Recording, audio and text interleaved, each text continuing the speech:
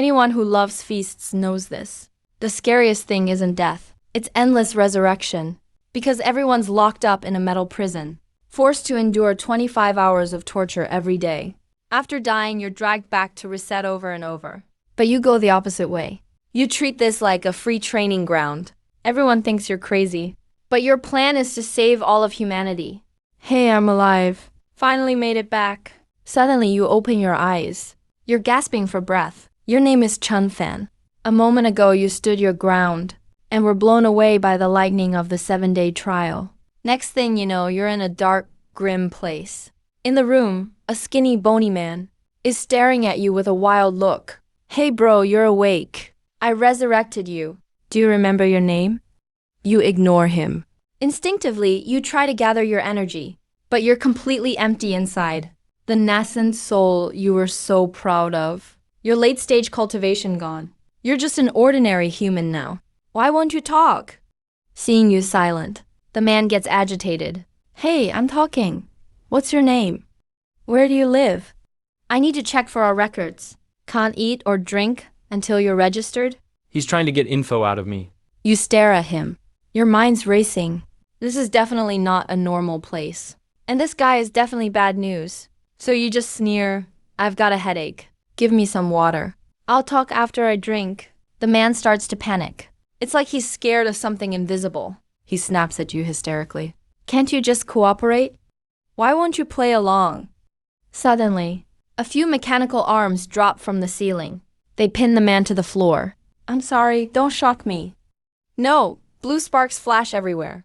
You shrink into the corner and watch as the guy is electrocuted like crazy. After a few seconds of twitching, the air fills with burnt flesh. He's fried to a crisp. No life left in him.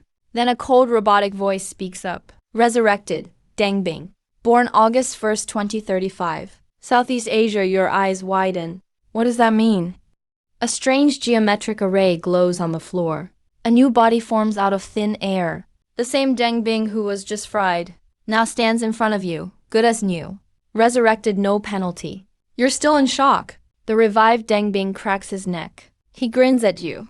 See, if I don't get your ID info, the tower's machine arms will finish me off for real. He suddenly changes the subject, stares at you. Your turn now. You glance at the ceiling swish. The machine arms shoot out again. No time to react. You're pinned to the wall. Deng Bing walks to a hidden compartment slowly, takes out some tools. Sorry, bro. Everyone in the tower went through this. He heats up the tool until it's red hot and comes right at you. I'm gonna torture you. Quit pretending. Tell me your parents, your family, all your friends' names. Spill it. You feel a hum in your head, and suddenly it all makes sense. You want to torture me to get the names of people I know, so you can drag them into this place to suffer too. You stare him down. Yep, Deng Bing looks at you, eager. He wants to see despair on your face. This dump is called the Tower. Its only purpose is to torture people. Burning, shocks, it never stops. You die, you get revived. The torture keeps going. It never ever ends. By the way, they don't give food or water here, so you're not just tortured. You'll die of thirst and hunger too.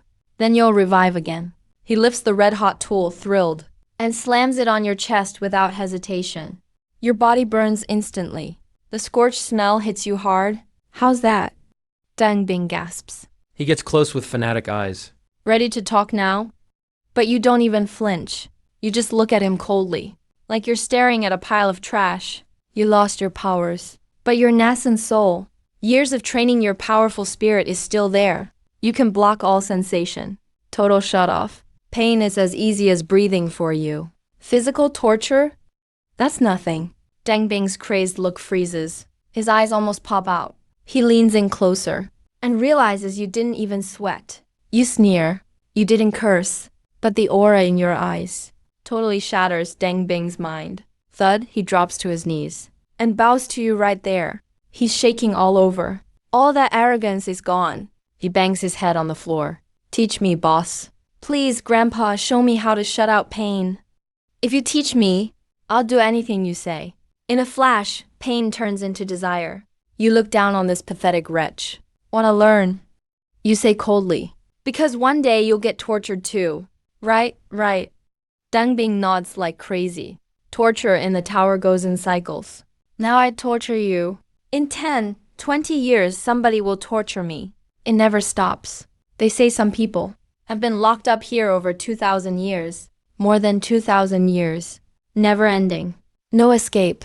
Eternal conscious suffering. Living is scarier than being destroyed.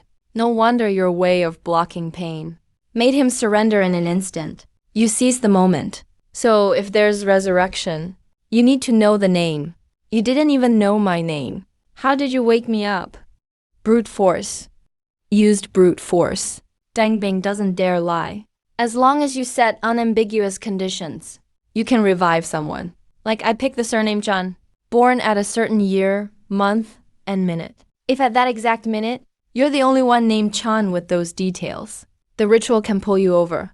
If that fails, I change surnames. Go through all the family names one by one. Keep trying non-stop. With unlimited time, this ritual could drag out every person in history. Then suddenly, a monitor on the wall lights up, flashing a blinding red, 53%. Deng Bing shivers everywhere. He jumps up from the floor. Once again, his face goes pale. No, I can't keep chatting with you. He grabs his tools And starts torturing your body like a maniac again. As your body is damaged, the number on the screen jumps to 54%. See that? Deng Bing shouted with red eyes. As long as I torture you, the value goes up. My mission is to keep it over 50% forever. If it drops, the mechanical arm will take me out for good. He's gasping hard, gripping his tool tight to hit the mark. I have to torture you 15 hours a day. You'll get wiped out once a day, without water or food. I have to end myself every 2 days. Reset my body. 3 whole years. You've been treated like prey here. Tortured again and again for 3 years. Every time you die, you're pulled back by this cursed formation. This damned place is so sealed not even a fly could get in. This so-called tower is nothing but an airtight prison. You've tried everything to find a flaw, but in the end, there's just no way out. Phew, it's at 90% now. Almost there. Inside the room, Deng Bin looks like a lifeless hound, collapsed on the ground, looking at you, tired and jealous. Man, your pain tolerance is insane. I'm exhausted torturing you, but you never make a sound. He rolled over, found a comfy position. I'm done, can't take it anymore. I'm gonna nap as usual. If it drops to 50%, wake me, I'm sleeping. You replied coldly. 3 hours later, your mortal body, all battered, finally gives out. You black out. Life slips away. Right then, that familiar electronic voice comes up. Revived, last name Chun. The geometric array on the floor starts to glow. You rebuild your body again.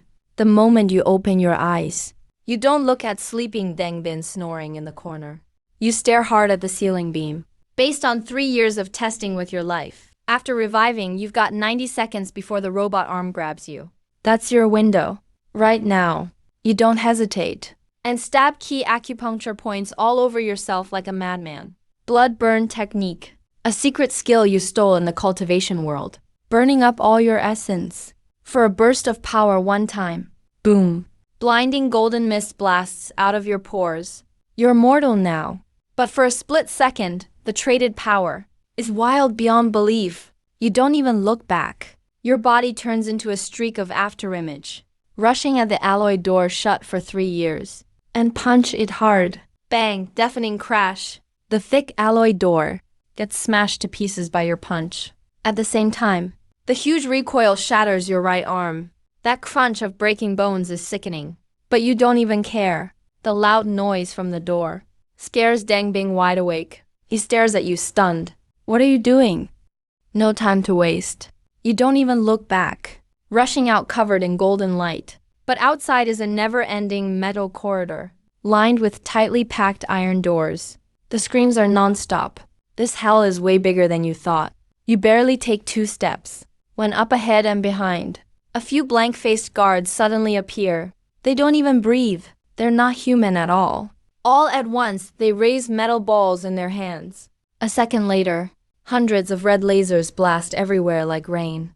With your speed now, you'd need to be foundation stage at least to dodge. But you're just a burning mortal body. No surprise at all. You're vaporized by the beams instantly. Revived. Last name Chun, flash of light. Once again, you stand unharmed in the array room. That door up ahead, the alloy door you smashed open, looks brand new again. Not even one scratch left. The higher-ups here don't even bother showing up. Like your crazy jailbreak was nothing but dust being brushed away. You glare at the door, your chest heaving. No way to just lay low. No way to escape either.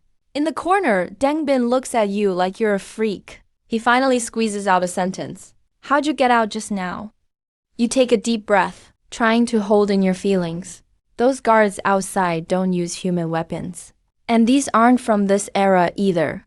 Dengbin swallows hard and forces a bitter smile. You even notice that? People here call them wonders. Don't waste your time trying, man. He slumps down against the wall. Eyes full of despair. By my count, I've been locked up here at least 165 years. We inmates have talked about this a million times. No one ever got out. There's not even a theory for escape. Hasn't anyone from outside ever tried a jailbreak? You ask coldly. Jailbreak? Dengbin shakes his head. This tower was built over 2,000 years ago. We all guess.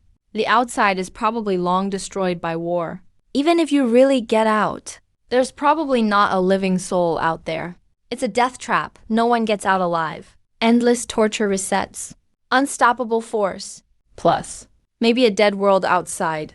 You lean back against the cold wall, but a cold smirk crosses your lips. If brute force won't work, I'll exploit their bug.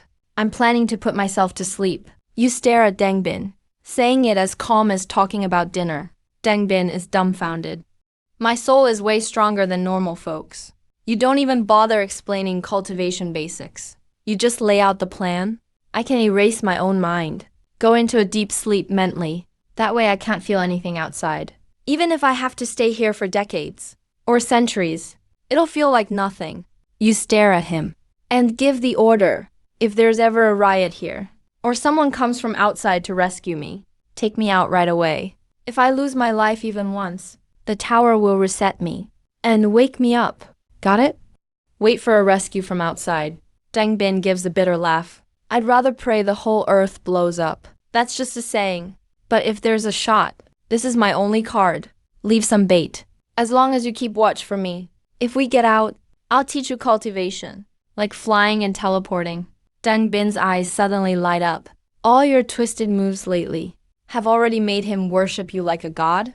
Deal. If anything happens, I'll take you out right away. Fine, no chit-chat. Close your eyes. Force it to work. That's a power only the top cultivators can use. Out-of-body soul.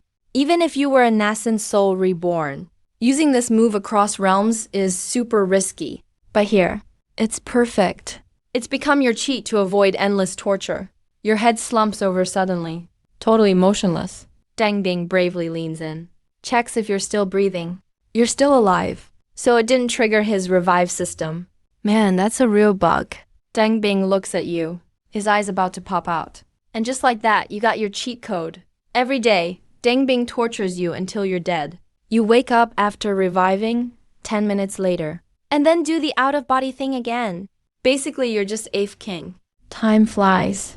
A dozen years fly by, stuck in this dark metal box. Time is a joke. Until this day, the moment you're revived. Open your eyes and spot the digital screen on the wall. A red-colored countdown, 6 hours, 32 minutes, 17 seconds. You yank the snoring Dengbin out of the corner. Wake up, check the screen. Dengbin blinks open, dazed. The second he sees those numbers, His face?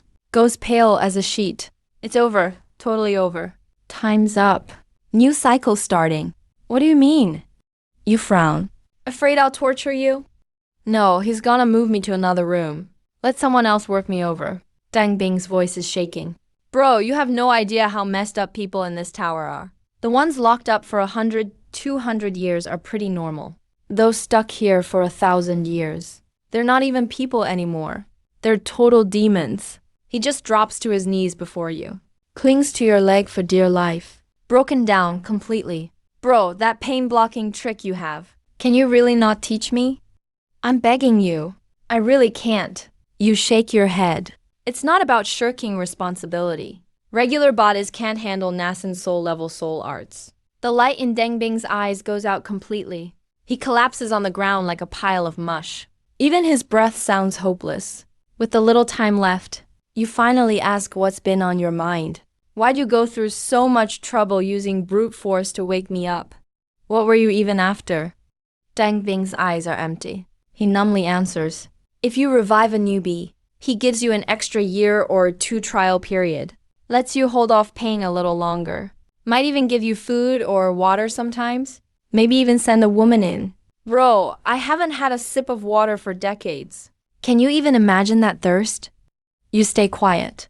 Countdown ticks away. Only 30 minutes left. Deng Bing finally snaps. He buries his face in his hands. Sobbing like a hunted animal. I don't want to go. Please, I don't want to. 20 years next round.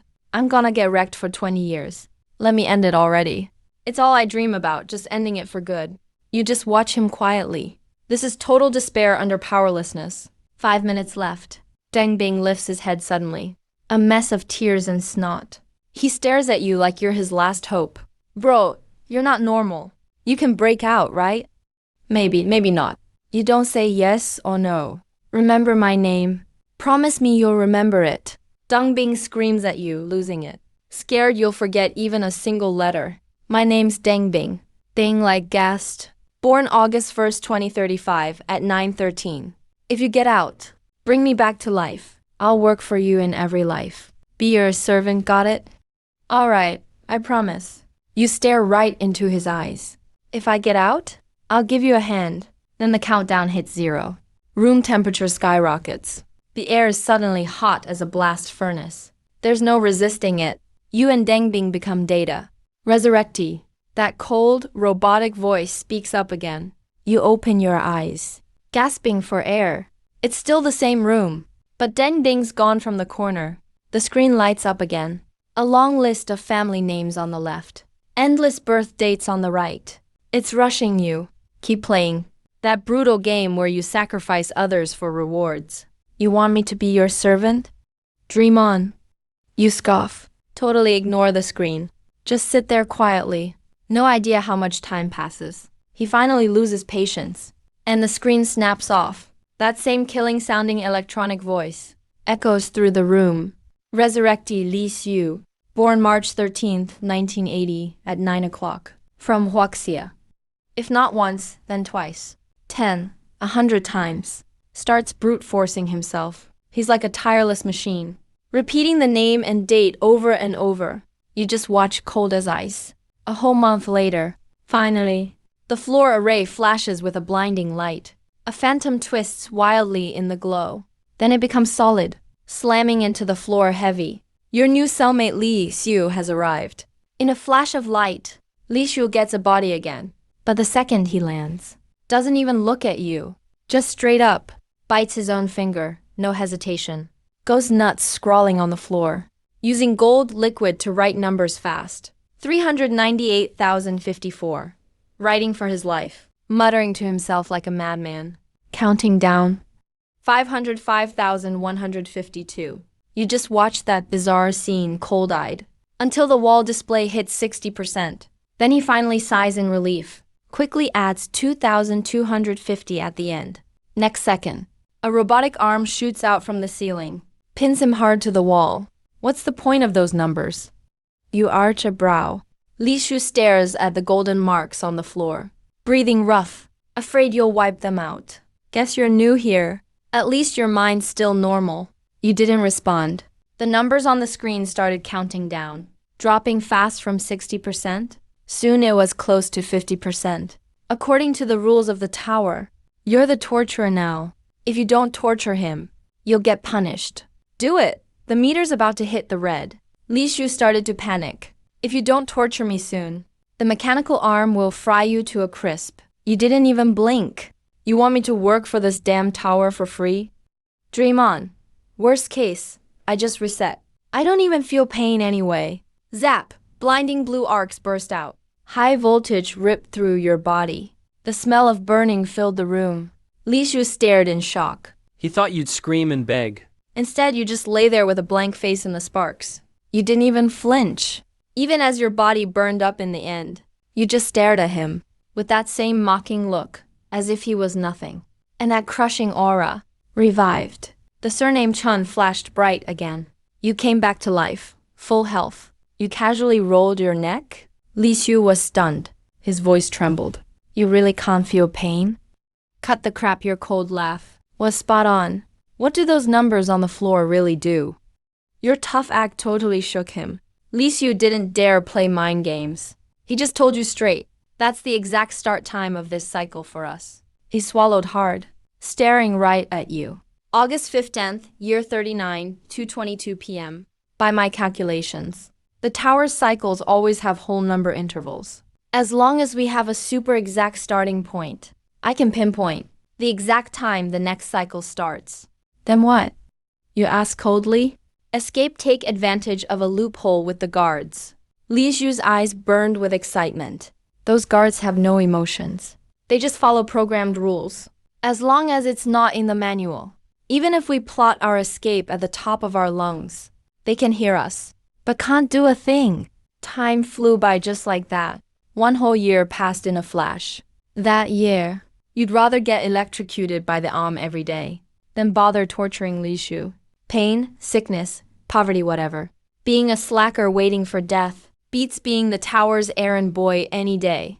But your careless actions totally broke Li Xiu's last defenses. He decided you were ruthless to the core, and that you spared his life. Finally, he revealed his ultimate card to you. Ever heard of the space station? Li Xiu lowered his voice. He was so excited he was shaking. Out there in space, there are loads of survivors who escaped the tower. Space station, you instantly caught the key point. Your mind raced. Suicide. And then have their team revive you on their side. Smart. Li Xiu slapped his thigh in excitement. It's more like the station is fighting the tower for people, not a traditional escape, he panted as he explained. The space station's machines have been going through every surname and birth date from year 1900, one by one, trying to revive all humanity. The instant they say your name, as you lose life here, the two arrays link up, and you get pulled straight to space, totally out of this hell. You instantly spotted the flaw in this plan. Odds are way too low. You gave a cold, sharp laugh. There have been hundreds of billions of humans. It's like hitting the lottery jackpot. Only about a 1 in 100,000 chance. Li Xiu stared at you, obsession burning in his eyes. Some people have been trapped here 1,000 years, never once lining up with the system. But it's our only hope. We have to gamble. You stared at Li Xiu coldly. So what's your real plan? Forget luck. Count on calculation. A sly light flashed in Li Xiu's eyes. He spoke super fast. The space station revives people in order, starting from 1900, sorted by surname. As long as we end our lives the split second they say our names, we'll sync up with the system, 100%, and get pulled up to the station. Timing, the thought made you frown. How do you know their exact second? You think I was scribbling numbers, like a maniac right after I revived. For fun. Li Xiu sneered. That's my absolute baseline. August 15th, year 6139, 2:22 p.m. He pointed at the screen on the wall. That number drops 1% every 36 minutes. That's our clock. The space station has rules. Each person must revive 10 people a minute. Plug all that data in, and you can calculate exactly when they'll say our names. Damn, you couldn't help but gasp inside. 1,000 years of immortal cultivation. You've met many masterminds, but in terms of brains, this plain-looking guy in front of you is a total freak. Can you really get it that accurate? You asked the key question. Li Xiu didn't even bother with notes, just blurted it out. Right now it's year 6140, September 17th, 1 p.m. I'll be called up on December 31st, 101 And you, Chan Fan. He stared right at you. February 15th, 106 a.m. There's operator error. Can't be sure of the exact second. But within that 1 minute, if you keep resetting, it'll work. Impressive you didn't waste a beat, just cupped your fists. That brain, I salute. Next, time skips by fast. December 31st, year 6140, 101 m. Only 1 hour till Li Xiu makes his move. You pulled gear from the hidden spot, weighted in your hand, ready to act any second. You memorized all my formulas, right? Li Shu was sweating buckets before leaving, speaking like a machine gun. Once you're up there, stay humble. The towers planted spies in the station, out to get escapees like us. Stay low, but good luck. Thanks, and good luck to you. You gripped your tools tight. When the screen flipped from 59% to 58%, Li Shu started counting down like crazy, all the way from 123 to 1109. Do it end me? He shot his head up suddenly, his eyes fiery red. You didn't hesitate. You slashed him hard. Li Shu died on the spot. Revived Li Xiu. A robotic voice spoke. He failed to rebuild his body in the array. Timing's off. Again, hurry. He screamed at you the moment he landed. You struck again, no pause. Another heavy blow. Didn't work, he revived on the spot again. Keep going, racing fate now. You gave it everything you had. Smash him a third time. Seconds later, revived Li Xiu, born in 1980. That robotic voice echoed again. But this time, when the light faded, the room was totally empty. Not a soul in sight. Not just that, the robotic voice got stuck on repeat, chanting Li Xiu's name for 2 days straight. It could never drag him back here. He really cracked this whole trap open, using nothing but a human brain. Time jumped to next year, February 15th. The tower's guards have no feelings. They didn't assign you a new cellmate, so you just sat there, eyes locked on the screen. Then came 1:06 a.m. Your eyes are full of hostility. You go all out, hurting yourself hard. At the same time, you don't hesitate to activate the blood burn technique. Burn up all your life force instantly. Collapse in the golden light.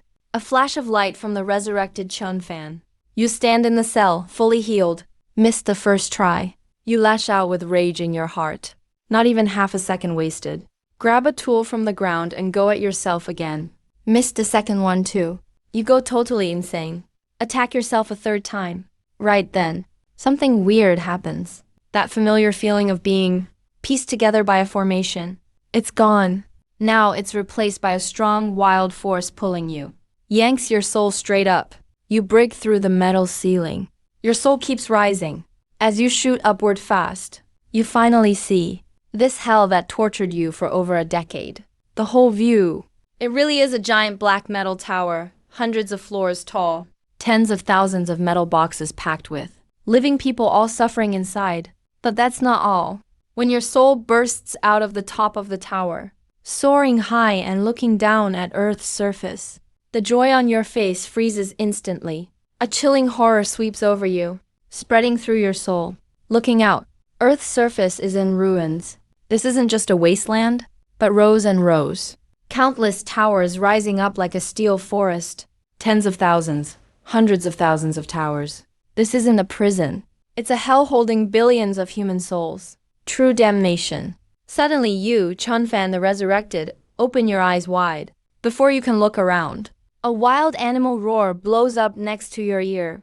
You turn your head. A man just brought back to life is rolling on the ground, raging like a beast. He's so broken, he's basically lost his mind in the tower. Then a few strong guys rush in, pin him to the ground hard. At the same time, a woman in a white dress, pretty and sweet-faced, rushes over. Her voice is super gentle. It's okay now, calm down. You're out of the tower. Safe now under her soothing lie. The guy slowly stops struggling. She stands up, turns to look at you. Even though she's used to crazy scenes, her professional smile is still flawless. Hi, welcome to the Sky Space Station. I'm Dr. Yang Si, a psychologist. You lean back against the metal wall. Make your eyes look dark and wary on purpose. Stay silent. Yang Si's obviously used to it. Keeps going with the routine. First time resurrected, right? Don't worry, it's the year 6141. Over 4,000 years since your era. You want to get more info. So you drop a bombshell. Yeah, it's my first time. I just came out of the tower. Right after you say that, the room goes dead silent. All the strong guys pinning the man down stare at you. Yang Si is totally stunned. Her fake professional smile freezes. No way, he stares wide-eyed, looking at you like you're a monster, scanning you up and down. You've been inside the tower? How are you so calm then? There's zero sign of a breakdown. Did you just get pulled out right after getting in? You sneer. Totally calm voice. Nearly 20 years, I'd say. Is that long? People gasp in shock. Yangxi looks at you totally differently. Shocked, but can't hide her excitement. 20 years, a full cycle. And you're still normal. He takes a deep breath, speaks much faster now. I've been a psychologist for 2 years. Of the people rescued from the tower, 9 out of 10 end up in the psych ward. But your mentality is superhuman. He quickly starts tapping his wristband. By space station rules, your kind of mental state gets the top benefits. I'll give you an S grade. Cool with that? Of course I want a good job. You answer clearly. Name, Chan Fan. You don't hesitate, he explains. The resurrection formation binds to your soul. The name doesn't matter at all. Okay, Chan Fan. Any special skills? Yangxi stares closely. This decides your rank. Your mind races. Last life, you were a nascent soul cultivator, top of your world. Good at arts, music, strategy. Master of shaping life and fate. But talking about cultivation here is nonsense. Know a bit about herbs and growing plants. You go with agricultural work, just like Lin Jifu. That's a skill job on the station. Screw it up and you're in trouble. Yangxi frowns, but quickly puts you in the system. Half an hour later, you're taken to what's called the living zone. Endless metacombs as far as you can see. Your place is a tiny iron capsule, barely 4 square meters. Below is a public area with zero privacy. Breeding here is already banned. People live too long. Nobody feels like fooling around. Survival is the only instinct left. Fingerprint recorded. Yangxi stands at your door, warns you very seriously. Listen, everything here runs on points. Eating, drinking, showering all cost points. That's not all. He points at the vent above. Breathing uses up oxygen. Your body wastes gases. As long as you're alive, the system keeps draining your points. You just snort inside. These people have it calculated to the max. Even breathing is taxed. What if you run out of points? You ask coldly. They cut your life off right away and throw you back into the prison tower. Yangxi replies coldly. In the tower to get resurrected again. Might take hundreds or thousands of years, if ever. He suddenly lowers his voice and gets close. But if you work hard and save up hundreds of thousands of points, if you die by accident, the station uses your points to buy time. Calls your name non-stop for 24 hours. Forces you back to life. You get it now. Points are your life. No wonder everyone is working so hard. Thanks for the heads up. You squint a little. Give a half-hearted thanks. Yangxi glances at your sharp profile. Suddenly he chuckles softly. His look turns a little playful. I like your straightforward vibe. If you're bored at night, hit me up anytime. I've added you on the terminal. Then he turns and leaves lightly. You watch him go and feel nothing inside. You almost wanted to sneer. In your past life in the cultivation world, countless female cultivators threw themselves at you just to beg you for a pill. They could line up all the way to the heavens. You never cared about such petty entanglements. Now there's only one thing on your mind: power. You slam the cabin door shut. You close your eyes and feel the lack of spiritual energy. There's not a trace of cultivation energy here. You suddenly open your eyes. A dangerously cold light flashes in your eyes. No spiritual energy. Regular cultivation is basically pointless. If you want to return to the top, there are only 2 options left. First, find ingredients. Then forcefully refine elixirs with a pill furnace. Second, you give a chilling smile. Take the path of demonic cultivation. But there are cameras everywhere in this dump. If you act out, you'll definitely trigger alarms. The next morning, you follow Yangxi to the bottom level's plant area in the space station. It's packed with crops and algae, all for making oxygen and treating wastewater. Trying to get your attention. Yangxi specially changed his look today. He's wearing over-the-knee socks. He's bursting with youthful energy. What did you even do last night? Walking along the path, he suddenly blocks your way, looking pretty frustrated. I've sent you so many messages. Why aren't you replying at all? Trying to act cold, huh? How do I look today? You don't even lift your eyelids. Your gaze icy and hard. Cut the crap. I'm going to be really busy. No time for relationship drama. I appreciate the thought, but don't message me again. You want to survive. You want to get stronger. Women will only slow you down. Yang Si is left speechless by your blunt rejection. He's completely at a loss, biting his lip, shooting you a complicated look, then turns to lead the way in silence. Right after, you two arrive at the plant area's main terminal. New staff have to pass a test. Yang Si coldly inputs your info. If you fail, you'll be stuck with grunt work. Let's begin right now. You don't waste a word. The screen flickers, and a heavily pixelated black figure suddenly pops up. It's obviously a space station exec Chun fan. You can plant, right? That's what your file says. The shadow's voice is cold and mechanical. I know a thing or two. Good. The shadow gets right to the point. What's the name of that aquatic plant behind you? You glance back at it. After 1,000 years of cultivation, you've seen more spirit herbs than these mortals have eaten grains. But as for its earth name, you genuinely don't know. I don't know its name, you say, looking right at the screen, with a cocky, confident tone. But I know what it can do. Stabilizes one's core. Anti-inflammatory, bland flavor, cool nature. It's edible but tastes awful, especially for women with cold bodies. Eating too much can be dangerous. As soon as you finish, Yang Si gives you a look of disdain, probably thinking you're making it up. But the shadow on the screen freezes. There's a few minutes of silence. Then the shadow comes back online, now oddly excited. You've seen hornwort before. That stuff's all over ditches here. Is it really that rare? You ask right back. Good, good. The shadow repeats himself, really pleased, then asks another question. How about the plant with 7 leaves on the left? Sanchi, you blurt out without a second glance. Didn't even need to look. It's the exact opposite of the last one. Warm in nature, slightly sweet, boosts energy and circulation. It's a bit bitter when chewed. Nice, the shadow slams the table. Chun Fan passes, no hesitation. From today on, you're the manager of Plant Area 031. If you have questions, ask the terminal.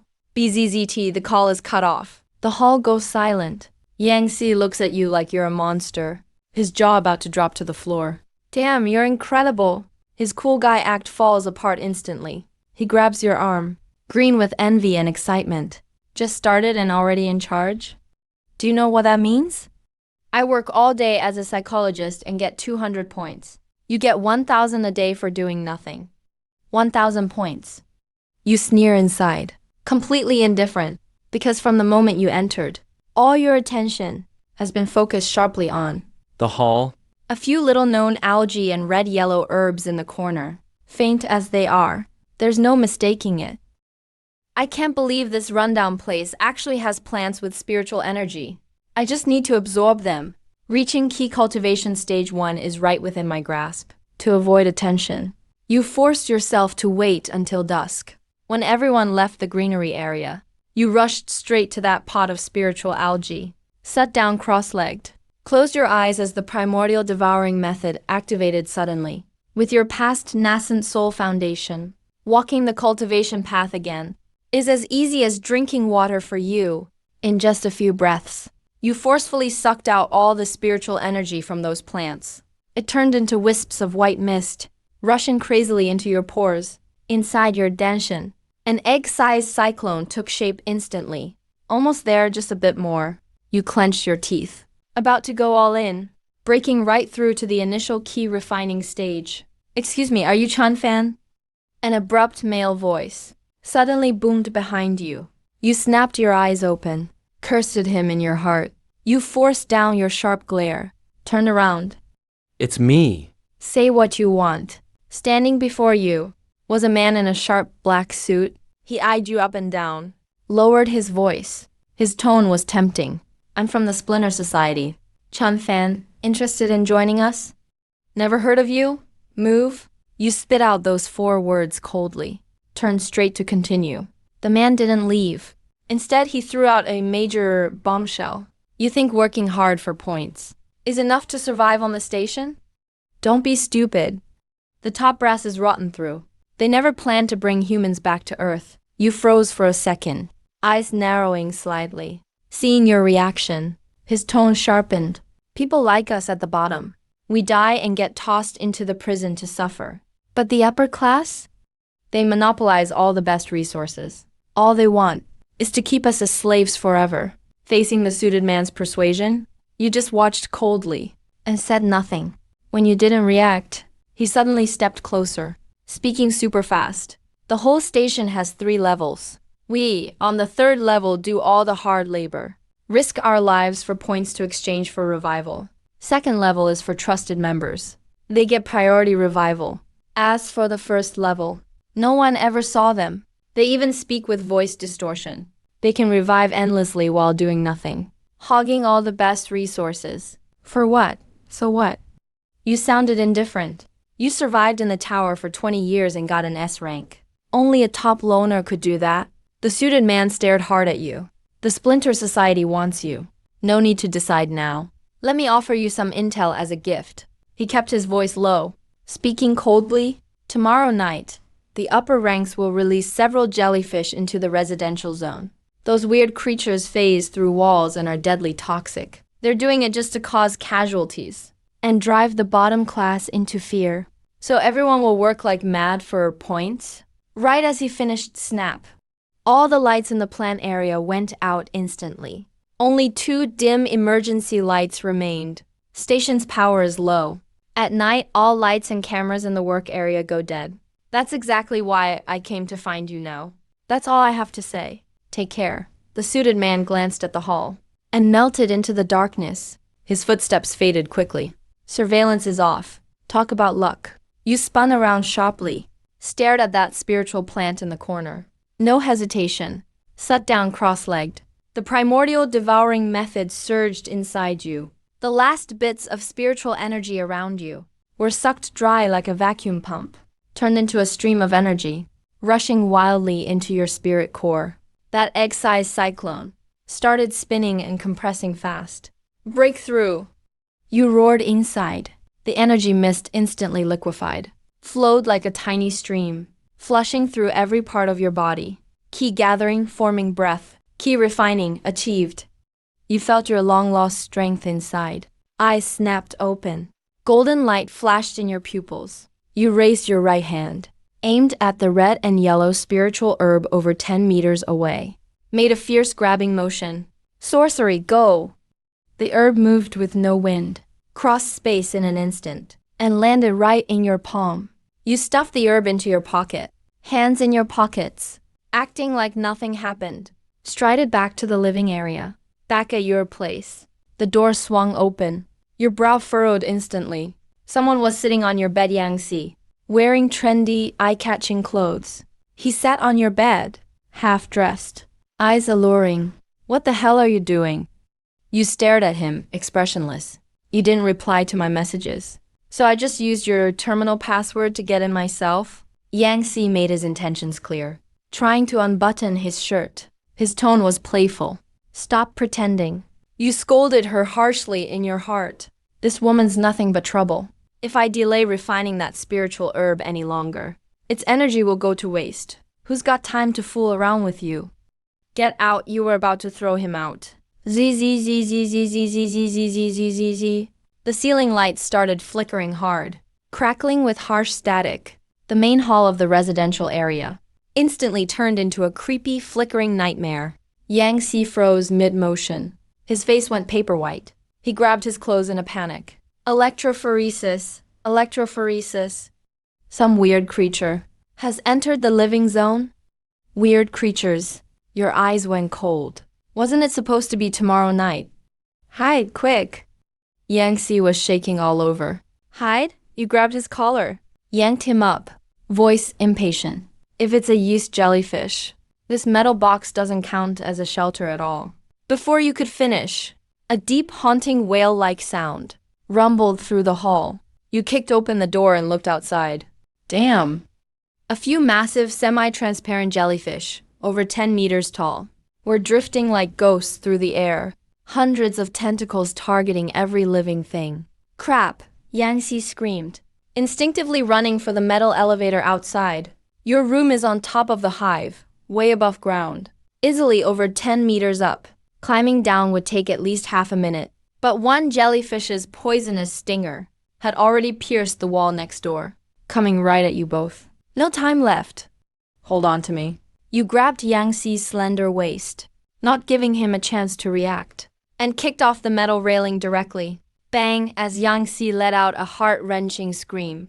You grabbed him and jumped from over 10 meters up, without a second thought. The wind howled past your ears the moment you landed. Your spiritual power exploded inside you, pouring out in full force. Both your legs thudded heavily. You stomped a dent into the metal floor. You landed solidly, completely unharmed. You didn't even bend your knees. You let go of Yang Xi, looked up, and stared at those huge jellyfish on the ceiling. A cold smile tugged at your lips. Yang Xi let out another instinctive scream, shutting his eyes in terror.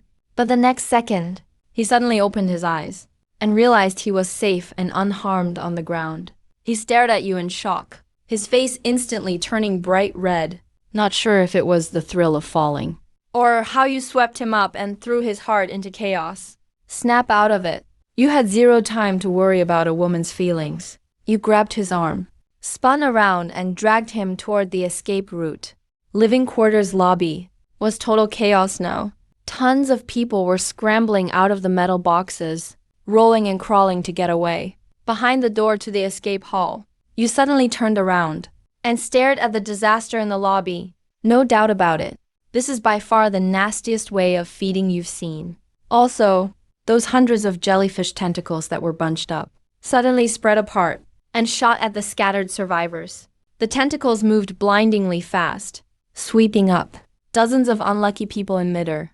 In just seconds, the stung victims didn't even get a scream out. Not a sound. Bodies just disappeared at a freaky speed. This crappy space station doesn't even have decent laser guns. Your face went dark. You lowered your voice and questioned Yang Xi. Useless, no weapons work. Yang Xi clung to your shirt, his voice shaking like crazy. Physical attacks, energy weapons, goes right through them. It's like they don't even exist. That feeling of being prey, with zero chance to fight back, fills your chest with rage. If you only still had your nascent soul-level powers from before, these jellyfish would be nothing. Could extract their essence, and not even worth using as formation materials. But right now, all you can do is watch them finish feeding, let out an eerie sound, and then fade from solid to vapor, vanishing into thin air, switching between solid and intangible. Space teleportation. You stared at where they disappeared, clenched your fist hard. In this deadly place full of danger, being weak is a sin. You have to get stronger, as fast as possible. Nearly half a month flew by. Over these 2 weeks, you became an emotionless spiritual energy machine. During the day in the plant zone, you boldly absorbed all those spirit-charged seaweeds. At night, you snuck out a few red and yellow herbs and refined them back in your room. The water arts training for the key stage. For an old demon like you, restarting cultivation was as easy as eating or drinking. Finally, after going all in with resources, your inner energy was fully charged. You hit mid-key training stage. Evening plant zone. As soon as the workday ended, Yang Xi showed up right on time. The past 2 weeks together, she'd become much more down-to-earth, stopped throwing herself at you. But her looks at you only kept getting weirder. Wow, you've changed. He leaned in close to your face, totally amazed. Cultivator's body purification totally changed your skin and vibe.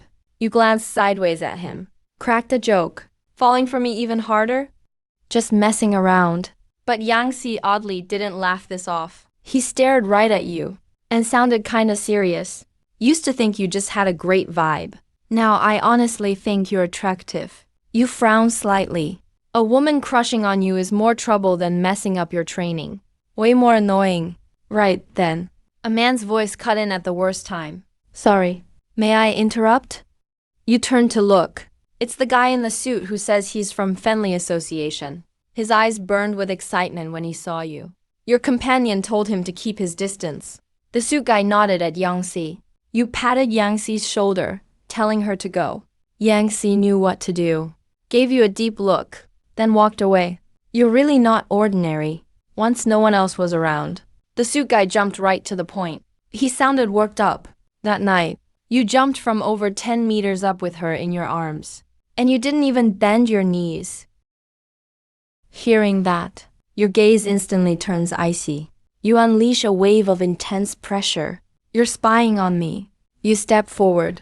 You lock onto his eyes. Your voice cuts like a knife. The suit guy is forced back half a step by your aura. He quickly raises his hands and gives a nervous laugh. Don't stress in that chaos. You really stood out. It's normal for us to notice you. No harm meant, okay? You coolly look away. Next time, keep your eyes shut. Suit guy gulps, hurries to the point, starts hyping up his big plans. I'm here this time to ask if you'd consider joining us. Ever heard of powered mechanical armor? Suit guy gets more and more excited. We got our hands on the latest model.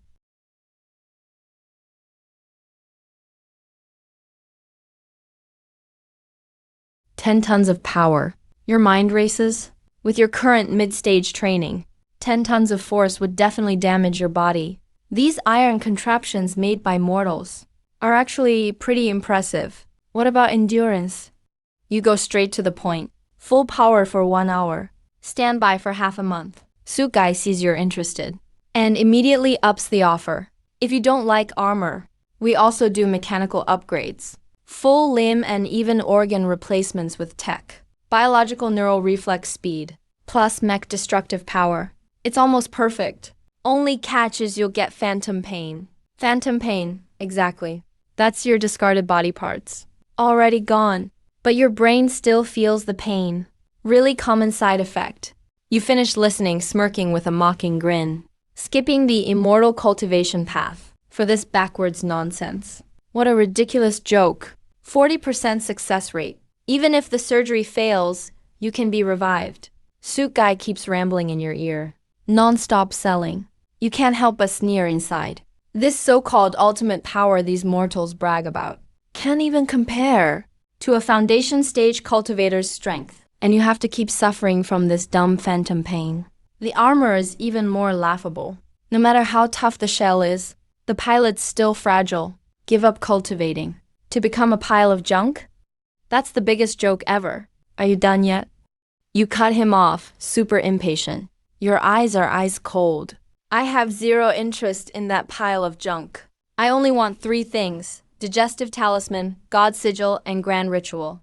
The older the lost 2, the better. Foundation elixir, that's your only goal right now.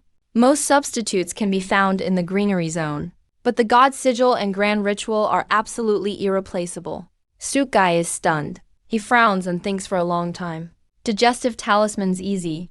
Just spend some points at a specialty market. But the 2 herbs you want, on this whole space station, except the mysterious floor 1, nowhere else has them. Then get me into floor 1. Your tone is firm, completely non-negotiable. Impossible. Suit guy forces a smile. Even our highest ranked people are stuck on floor 2. We can't get into floor 1 at all. But then he switches gears. A sly look in his eyes. But if you really want to find them, there's definitely another place. Earth. How do I get there? You get right to it. Take a cargo tug down to the surface. Suit guy quickly dangles the bait. As long as you join us, I can get you a slot to go to the surface.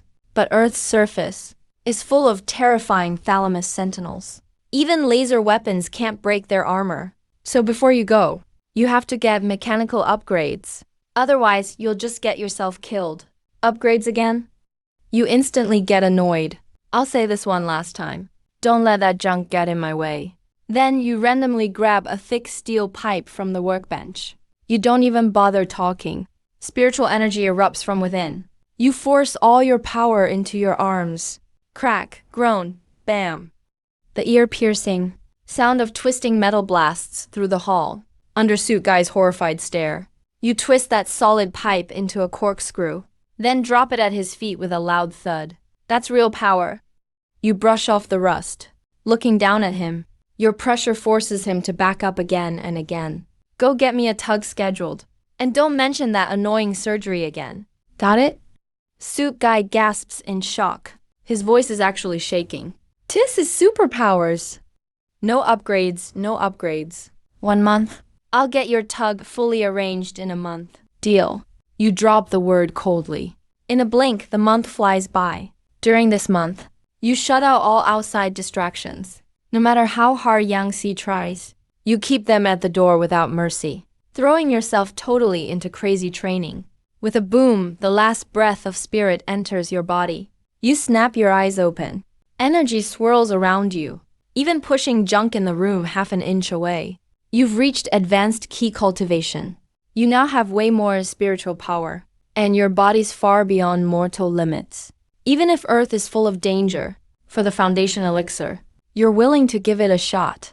Finally, you arrive at the docking bay of the Celestial Space Station as planned. Right now, you're sitting in the cockpit of Togo 06 Type C. This ship is super simple to run, less than an hour, and you've mastered every button. Outside the hatch, suit guy hands you an earpiece with a serious face. Wear this. Stay in touch once you're on the surface. Suit guy leans on the door, rushing through the briefing. Remember, you have 2 missions you must complete. First, our group's assignment. Once on the surface, set up a circle using the geometry we gave you. Use resurrection skills on a specific person. As for who, once you're down there, I'll let you know. Second, the station's official task. Where you land, there are lots of high, yellow-green minerals. Easy to recognize. Use the tug's drill to mine like crazy. Load up as much as possible. If you can't fill it, just extract it as liquid. You put on the earpiece, watching him with a blank face. Motion him to step aside. Last warning. Suit guy presses against the door. Pure fear in his eyes. Once you're on Earth, there are 2 places you must never go. First, the old city ruins, all filled with brain-dead heroes resurrected by that spell. Going there is suicide. Second, there's a massive thing. It looks like some kind of thalamic core, just like a human brain. At night, those tough thalamic sentinels show up. They all hide inside, asleep during the day. If you see one, just turn around and run. Good luck. Bang, Chun Fan! The hatch slams shut. You sit in the pilot's seat. There's not a hint of fear in your eyes, just a burning hunger for power. You yank the throttle. Earth, here I come. 1908, liftoff. Year 6141, April 3rd, 5:21 a.m. Axial docking separation complete. A string of commands completed. The tugboat suddenly pulls away from the Skydome station. Engines fire in reverse, pressing down hard towards Earth. Gravity yanks you down. You stare without blinking. Don't miss the planned landing spot. It's your only job right now. Less than 5 minutes. The surface rushes into view. On the ruins of a nearby city, a black tower pierces the sky. You just glance at it, and suddenly feel a surge of rejection. You force yourself to look away. You feel it on your face, right, in your headset. The guy in the suit speaks up right on cue. Even looking at it makes your skin crawl. It's totally against any human sense of aesthetics. All twisted and asymmetrical. That's what we call psychic contamination. You grit your teeth and push down the discomfort. Your tone is heated. As soon as you finish speaking, the ship crashes hard onto the ground. The hatch opens. A thick wave of spiritual energy instantly wraps around you. Your whole body breathes it in. A day here beats weeks of training, locked up at the station. No time to get sentimental. Those thalamic sentinels go crazy after dark. You've got just 14 hours tops to finish the harvesting mission. Time is super tight. You scan the area. No threats nearby. You quickly deploy the mining probe. The drill goes straight into the ground. Each motion is smooth and natural. The probe scans for minerals takes 30 minutes. Green light, it runs itself. Red light, move it by hand. The man in the suit chimes in again. Can I move around while the probe scans for half an hour? You ask. Just don't go too far, he adds. Otherwise, if Earth dwellers see nobody's guarding it, they'll mess with it. Earth dwellers? You frown. You've never heard that name before. People who broke out of the tower prison. Their minds are twisted.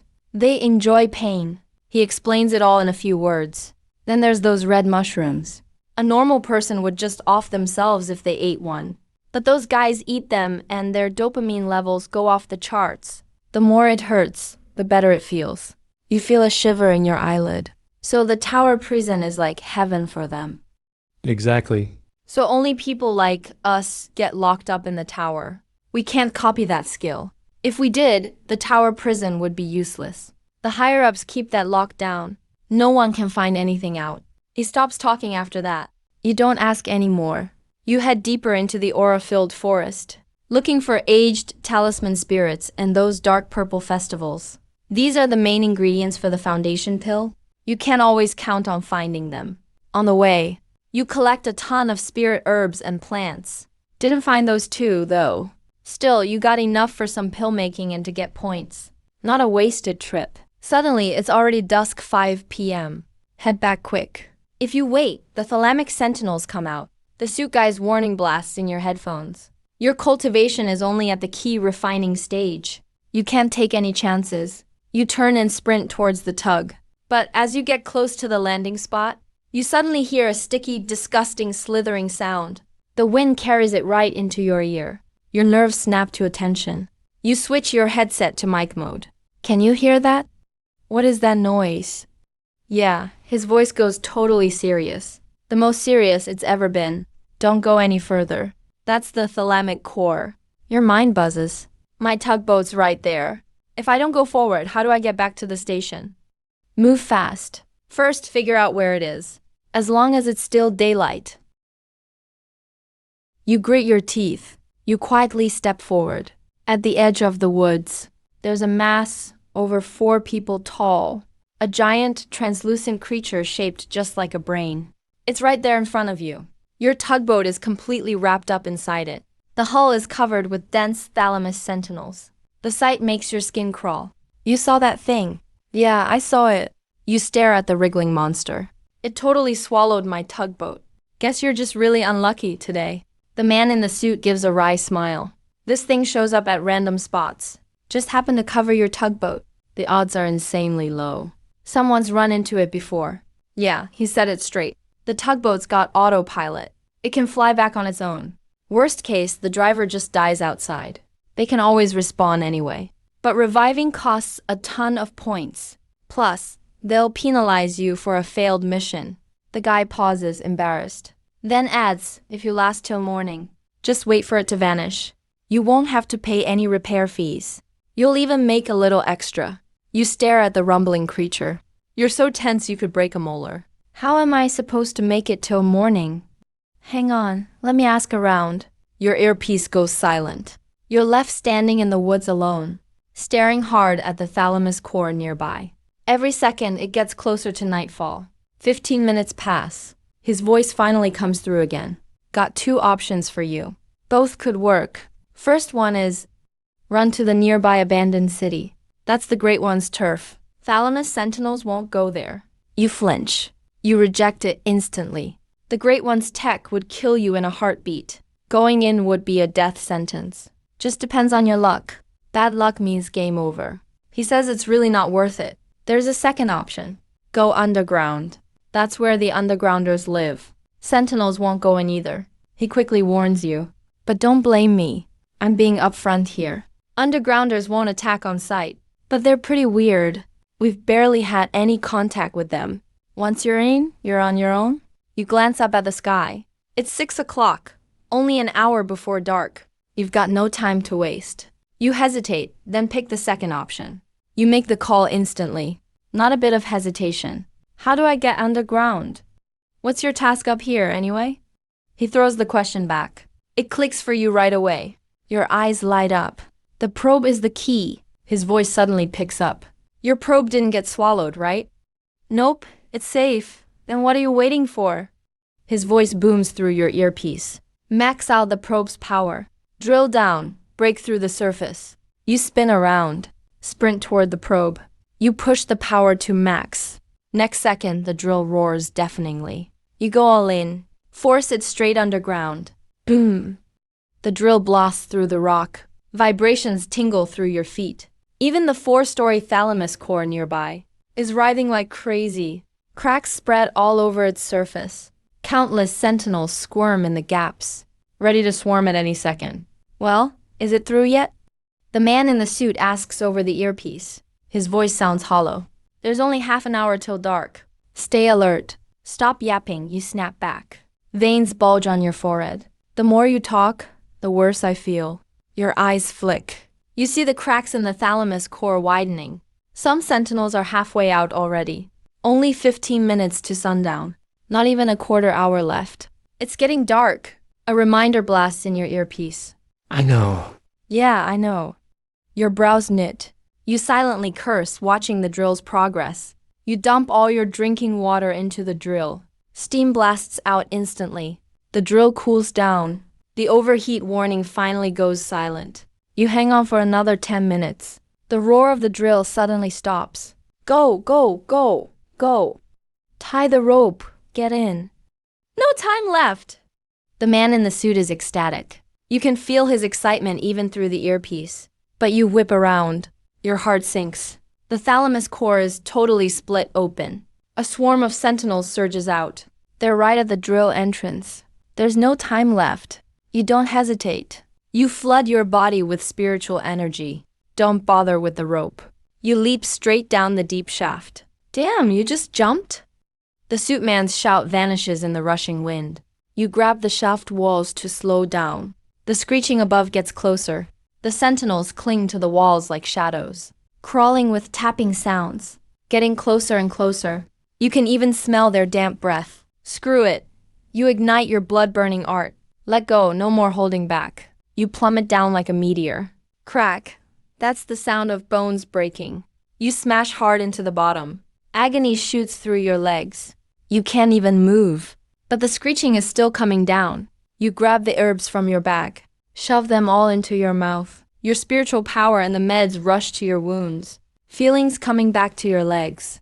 After 20 seconds, you manage to stand. Every move burns with pain. Right then, the sentinels reach the shaft opening. They're just steps away. But suddenly, it's like an invisible wall stops them. They scream and struggle, but won't cross the edge. You collapse on the ground, exhausted, gasping for air. Chow, are you there? You hit the mic button. Call out to the man in the suit. All you get is static. You reboot. Call again. Still no reply. A few 100 meters underground. The signal's totally dead. No time to waste. Hesitating now means game over. You sit cross-legged. Focus on healing. You tough it out till dawn. Finally, you can at least walk. Now you have 2 tasks. Find water and a way back up. You used all your water on the drill. If you don't refuel soon, you'll pass out before the monsters get you. You'll collapse on your own. You turn on your flashlight. Head down the man-made tunnel. The less vegetation, the more people have traveled this way. Easier to find water or settlements. We walked for a full 2 hours. Suddenly, I heard footsteps ahead. You tensed up instantly. You grabbed your self-defense tool. Slowly moved closer. The moment you flashed your flashlight over, your whole body went on alert. It was a pale, slim girl, but her appearance was really odd. Her face was covered with dozens of tiny iron nails. Shiny metal hooks hung from her eyelids. Just looking at her felt creepy. This is exactly what Asai mentioned. The underground people who enjoy pain. You forced a smile and asked in a low voice, "Can you understand me?" The girl suddenly jumped in shock. She stared blankly for a while before mumbling, "You're from the surface." You kept a safe distance from her and got straight to the point. "Do you know how to get back to the surface?" She just stood there. Her eyes looked unfocused, like she was drunk. She shook the iron bucket in her hand. After a while, she said, "I'm going to fetch water. How about you come with me?" Your eyes lit up. "Sure, I could use some water." She turned and walked off. She hardly spoke at all. You asked a question. She just replied with a grunt. The rest of the time, she looked half asleep. You didn't walk far. Soon you heard the sound of running water. The underground river appeared as you rounded the corner. The girl immediately scooped up a bucket of water, tilted back her head, and gulped it all down. You frowned. "Haven't you gone days without water?" She shook her head, looking like it was totally normal, scared of getting thirsty. So she drinks extra ahead of time. That's intense. So to avoid getting hungry, do you finish your meals ahead of time too? Yeah. She nodded. Otherwise, waiting until you're hungry to eat would just make it more painful. It hit you like a bolt of lightning. Their whole world is upside down. You swallowed your shock and asked cautiously, "So you force yourself to stay awake all the time?" Yeah, fighting sleep feels exciting. Sleeping actually makes us uncomfortable. Of course. She pointed at her eyes. Haven't slept in 2 days. You understood instantly. She looked so drowsy. Because she was going on 2 straight days without sleep. You didn't ask any more. You took out your canteen and filled it halfway. Took a sip. The freshness spread instantly. The girl looked at you. Her eyes were full of envy. Does drinking water feel that good? You nodded. When your throat is super dry, a sip of cold water really hits the spot. US underground people never find it enjoyable. She said that with sadness in her voice. You didn't want to waste more time. So you went straight to the point. Now will you take me to the surface? She suddenly froze, like she just remembered. Oh right, we're going to the surface. Sorry about that. I messed up. Looking at her barely standing, you felt so frustrated. She staggered a bit, then banged right into the wall. Her bucket crashed to the ground. Water spilled everywhere. I really can't hold on anymore. She looked at you, her voice full of pleading. Can I sleep for a bit first? Once I wake up, I'll take you to the surface. Before you could answer, she didn't care. She turned and headed deeper into the tunnel. You stayed right there, watched her walk away, then looked behind you. Dark, endless tunnels all around. Ahead is the unknown underground village. Behind is a dead-end drill shaft. You have no choice. You clenched your teeth, and finally followed her into the stone room. You stepped inside the stone room, watched as she collapsed onto the bed, fell into a deep sleep right away. There's nothing else you can do. So you just sat down cross-legged, channeled spiritual energy to heal yourself, stabilized your powers, just waiting for her to wake up and take you back to the surface. Who knows how much time passed. Suddenly there was a knock at the door. A man's voice came from outside, gentle and polite. Hello, could you open the door? You instantly tensed up, slowly opened the door. A middle-aged man in a black jacket was outside. He didn't have a single scratch on him. Completely different from those twisted underground folk. He scanned you up and down, then smiled and spoke. Let me introduce myself. My name is Juj Fu. I'm from this village. Kind of a researcher. I used to work on the space station too. Researching? You frowned, feeling wary. All about studying why underground people enjoy pain. He leaned in a bit. His tone turned mysterious. Want to see what I've discovered? Forget it, you refused right away. No beating around the bush. I just want to get back to the surface ASAP. Not interested in anything else. Juj glanced at the sleeping girl on the bed. He half smiled. Want to go to the surface but won't leave. So you don't know the way. You're waiting for her to wake up and take you. Well, you'd better not wait. The girl's name is Ling. She always pushes herself to the limit. She often stays up for days at a time. Once she sleeps, it's for a day and a night. Maybe even longer. Fine, I'll just wait then. Totally unfazed. Hey, you probably don't know this. Surface people can't just spend the night underground. Her tone suddenly changed and got serious. Stay too long, you'll get cursed. Just like us. Your mind will flip upside down. Your heart skips a beat. You stare at him and ask, if it's irreversible, even being reborn won't help. Useless, Juj Fu nods. He asks you back, do you think that because you're cursed? You're no longer afraid of the tower prison. Let me give you some advice. That's not what I think. You shake your head. Unless the curse is lifted. He gets it. His eyes light up. He quickly explains it to you. If you're cursed, eating, drinking, sleeping, all normal things, turn into torture. The hungrier you are, the more you eat. The thirstier you are, the more you drink. The pain just gets worse. So to avoid suffering, we eat and drink early. Sleep ahead of time. If you're tired, you have to force yourself through it. Not like those chasing the limits. Do you know why? Why? Because if you do that, you'll lose the will to live sooner or later. He speaks seriously. For us, dying feels 1,000 times worse than eating. You get it right away. It becomes an addiction, right? Addicted to death? Exactly. He nods hard. Everyone who got cursed eventually gets addicted to dying. They revive and end it themselves. There are so many villages underground, but the population just keeps dropping. That's why. He sighs, full of sadness, with resurrection spells. Underground folks are actually heading for extinction. He looks at you again as he finishes. He invites you once more. We've got time anyway. Come check out my lab with me. Doesn't matter if you agree or not in the end. I'll send you back to the surface at 3 a.m. myself. You think it over? It's 2 p.m. right now. Takes 4 or 5 hours to reach the surface. Just in time for nightfall. And run into Thalamus sentinels out for food.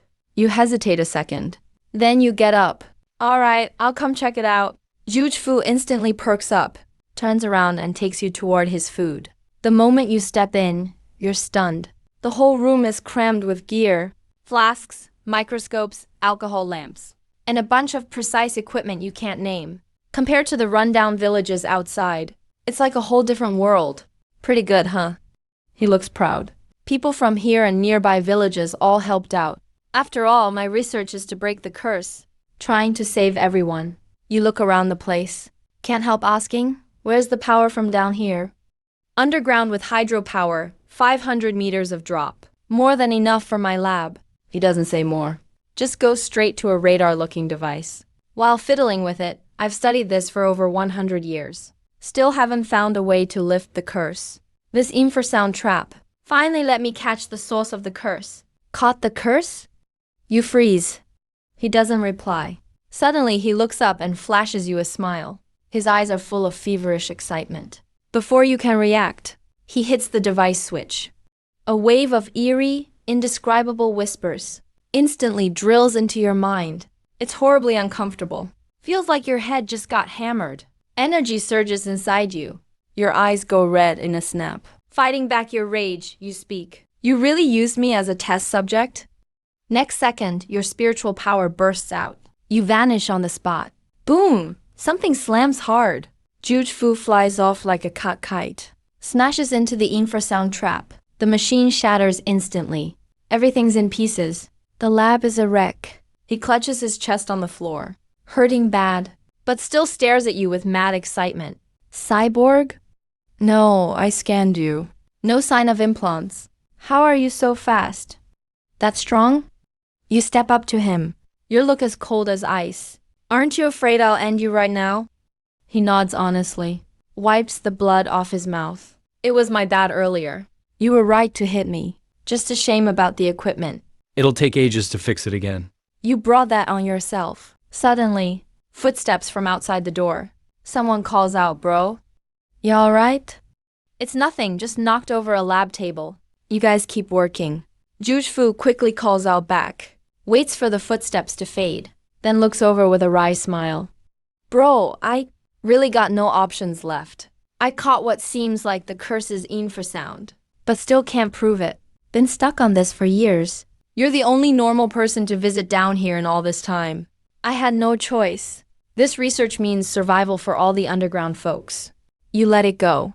Just stare at him and ask, how long does it take for a normal person to catch the curse underground? 2 or 3 days. He answers sincerely. But you heard the curse just now, so it could happen faster. No telling how much faster. Depends on your constitution. You stop wasting words. Sit down cross-legged right there. Steady your breath. Enter inner sight instantly. Carefully check for anything off inside your body. Juge Fu sees and, cautiously stands by. Doesn't even dare breathe loudly. The inner sight lasts barely 10 minutes. You snap your eyes open. A chill runs all over you. I'm running out of time. You fix Juge Fu with a stare. Sharpness leaking from your words. Thanks to your experiment. I'll be infected in 10 hours. I have to get back to the surface now. Juge Fu pauses at your words. Looks down at his watch. 4 in the afternoon. He quickly regains his cool. If you leave now, you'll reach the surface around 9 or 10 at night. You are guaranteed to run into Thalamus sentinels. But compared to getting cursed, dying to a sentinel at least lets you revive. Less hopeless. As he says this, he stands up. I caused this mess, so I'll lead you out. Fine. You squint at him. Let out an open threat. But you'd better not try anything stupid. Or I'll not only trash your lab, but also make sure your whole village comes down with those terrible symptoms. Juge Fu's face stiffens. He quickly puts on a pleasing smile. Don't worry, I'll get you to the surface safe and sound. If we really meet a sentinel, I'll distract it as bait for you, okay? No need, you can't be bothered to talk. Turn and drag him out, moving fast enough to stir the wind. I don't need a mere mortal to be my shield. Just make sure you lead me right, mortal. Juju catches the key word at once. His eyes go wide. Bro, don't tell me you're a cultivator. You stay silent. Your steps just get faster and faster. Slow down. Juju is panting and following. He doesn't dare stop for a second. Meanwhile, in the stone house in the village, the elf is peeking out the window, staring hard at your leaving backs. Once you're far enough away, he sneaks out, hunched over, quietly following you. On the way to the surface, you suddenly speak up. Right, aren't you cursed? You got hit just now. So how did you make a sound? Juju gives an awkward laugh. That was to let you vent. I can't just let you hit me and still keep a straight face. You're at a loss for words. You stayed at the space station before. You're smart like this. So how'd you get cursed and trapped underground? Juju's face suddenly turns serious. If I say I came underground to find a way out, would you believe me? You whip your head around. Your eyes are full of surprise. But he grins again, waves it off, looking nostalgic. Long story short, when I was young and cocky, I wanted to find the truth and use the curse to fight the tower prison. Figured I'd break the curse after humans got free. Yeah, it backfired. The curse is 100 times more complicated than I thought. I ended up wasting over 100 years down here.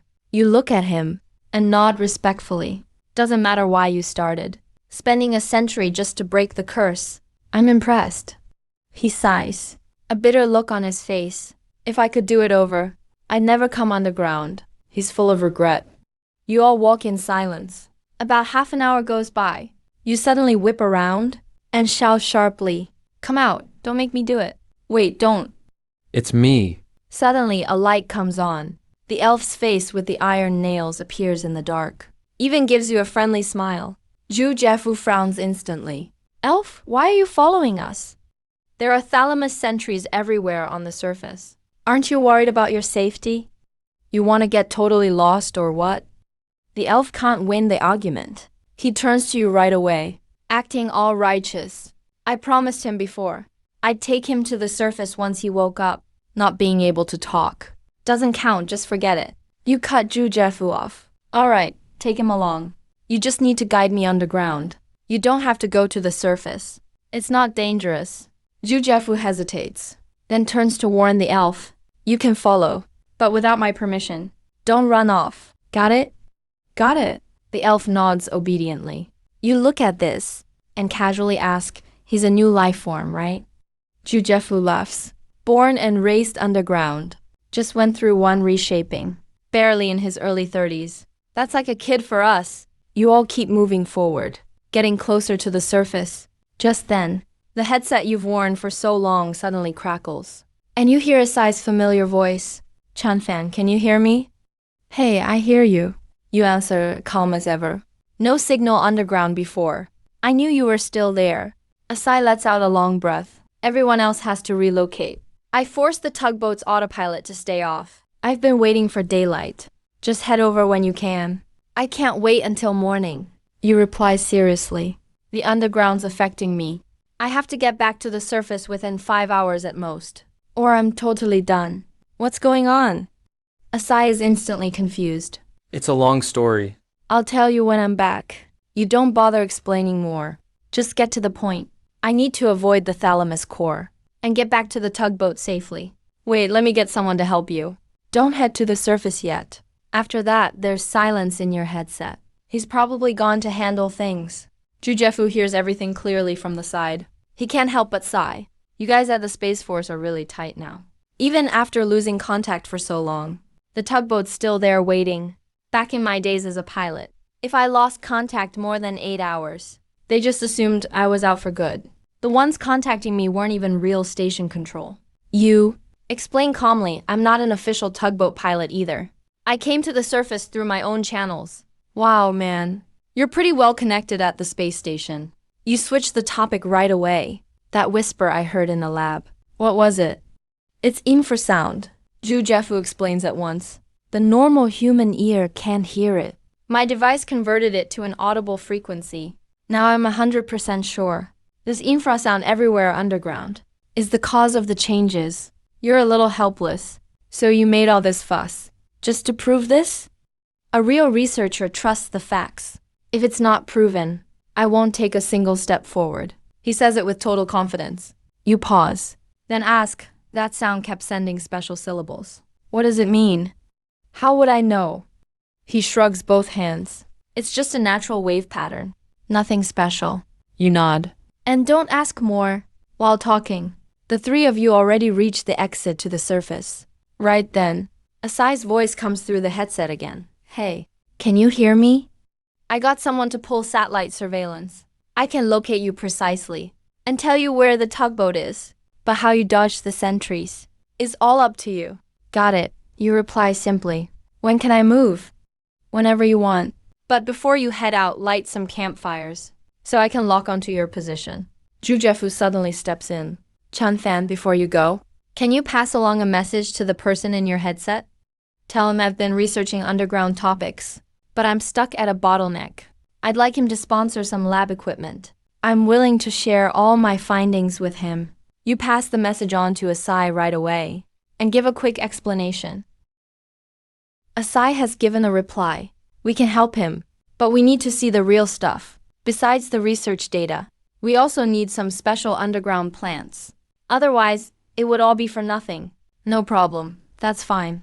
Jushfu agreed right away. Then he pressed on. Also, I want to keep working with you guys. Can you give me a communicator? I need to check the station's database. That'll speed up the research a lot. Sure, the communicator's fine. You can keep it if you want. Asai's voice came again. But the spare one's on the tug. What now? We can't just run past the sentinels, can we? As soon as he said that, Zhushfu looked a little helpless. An ordinary person running for the tug under those sentinels' noses is basically wishful thinking. You see the situation, hesitated for a few seconds, then started to speak slowly. I have a way. I can use a secret technique to boost your body for a short time. It'll give you way more power than normal. Maybe you'll outrun those sentinels. Rujfu's eyes lit up at once. You changed your tone abruptly. Sounded super serious. But there's a price for this technique. It'll drain your core energy a lot, until you can't go on anymore. Are you still willing to use it? Why not? Of course I'll use it. He didn't even think. He answered right away. The excitement in his eyes was about to overflow. Just to experience your secret technique is worth it. Not to mention I can get the gear. He stepped closer, eagerly asked when we're heading out. What do I need to do for your technique? You glanced at the elf, looked at Zhuchu. Shouldn't we let him go back first? Zhuchu stepped up right away, sounded urgent. Can he come with us? It'd give us a better shot at success. He finished and turned to the elf, eyes totally seeking approval. The elf's eyes lit up instantly, nodded like crazy. I'll go up. You take me with you. I promise I can make it to the tug. You didn't say another word, just turned and headed for the surface exit. At the cave entrance, Zhufu eyed those sad bits of wood and straw. His brows furrowed up tight. This wouldn't burn up to the satellite. It's clear this isn't nearly enough. Need to find more fuel outside. Should I go, or me and the elf? You didn't even glance up. No need to get more fuel outside. That'd only bring the thalamus sentinels here. Just as you finished, you raised your fist. A huge fireball exploded in your palm. Zhufu's eyes went wide. He even held his breath. He almost shouted your name. But your quick gesture stopped him. The next second, you tossed your arm, and the fireball slammed into a big tree. The whole tree went up in flames instantly. Tidal flow in Jolman. Now there's fire. It's 10:30 p.m. now. My watch's minute hand points to the moon. The hour hand points southeast. All right, direction set. Start from the burning tree. Head southeast straight to the tug. Zhufu got nervous right away. It's impossible to run straight in the woods. What if we miss the mark? Asai's voice was totally calm. Then make a fire as a signal. I can help you keep adjusting course. If you make it or not, that's up to you. Zhufu smacked his lips, then looked at you. Let's go now. You just said go. Spiritual energy surged. It turned into pure energy, rushing straight into Zhufu. Zhufu shuddered all over. Gave a low growl. Here we go. He took a big leap forward and shot out several meters. His eyes lit up. He wanted to try again. You cut him off with a sharp shout. Don't waste it. This technique burns your own energy. The faster you use it, The faster you'll burn out. Got it? Zhuzhu suddenly sounded anxious. Got it. I was just too excited. Sorry, you ignored him and gave the elf the same energy boost. You tossed out a keep up with me. If you can't, shout. Then you took off out of the cave. They stuck close behind you. Sprint through the woods for 30 seconds. Suddenly, a weird ripple came from the darkness. It was the thalamus core's movement. You shouted, "That's it. Heads up, everyone." As soon as you said that, dozens of thalamus sentinels jumped out of the dark, crazy fast, and instantly right behind you. Zhuzhu got super nervous, shouted Chun Fan. You turned around instantly. You fired off fireballs one after another. Some hit the sentinels. The rest set nearby trees on fire. Flames shot up immediately. Then Melia Sai's voice started guiding you. Copy, you answered. Turned and changed direction.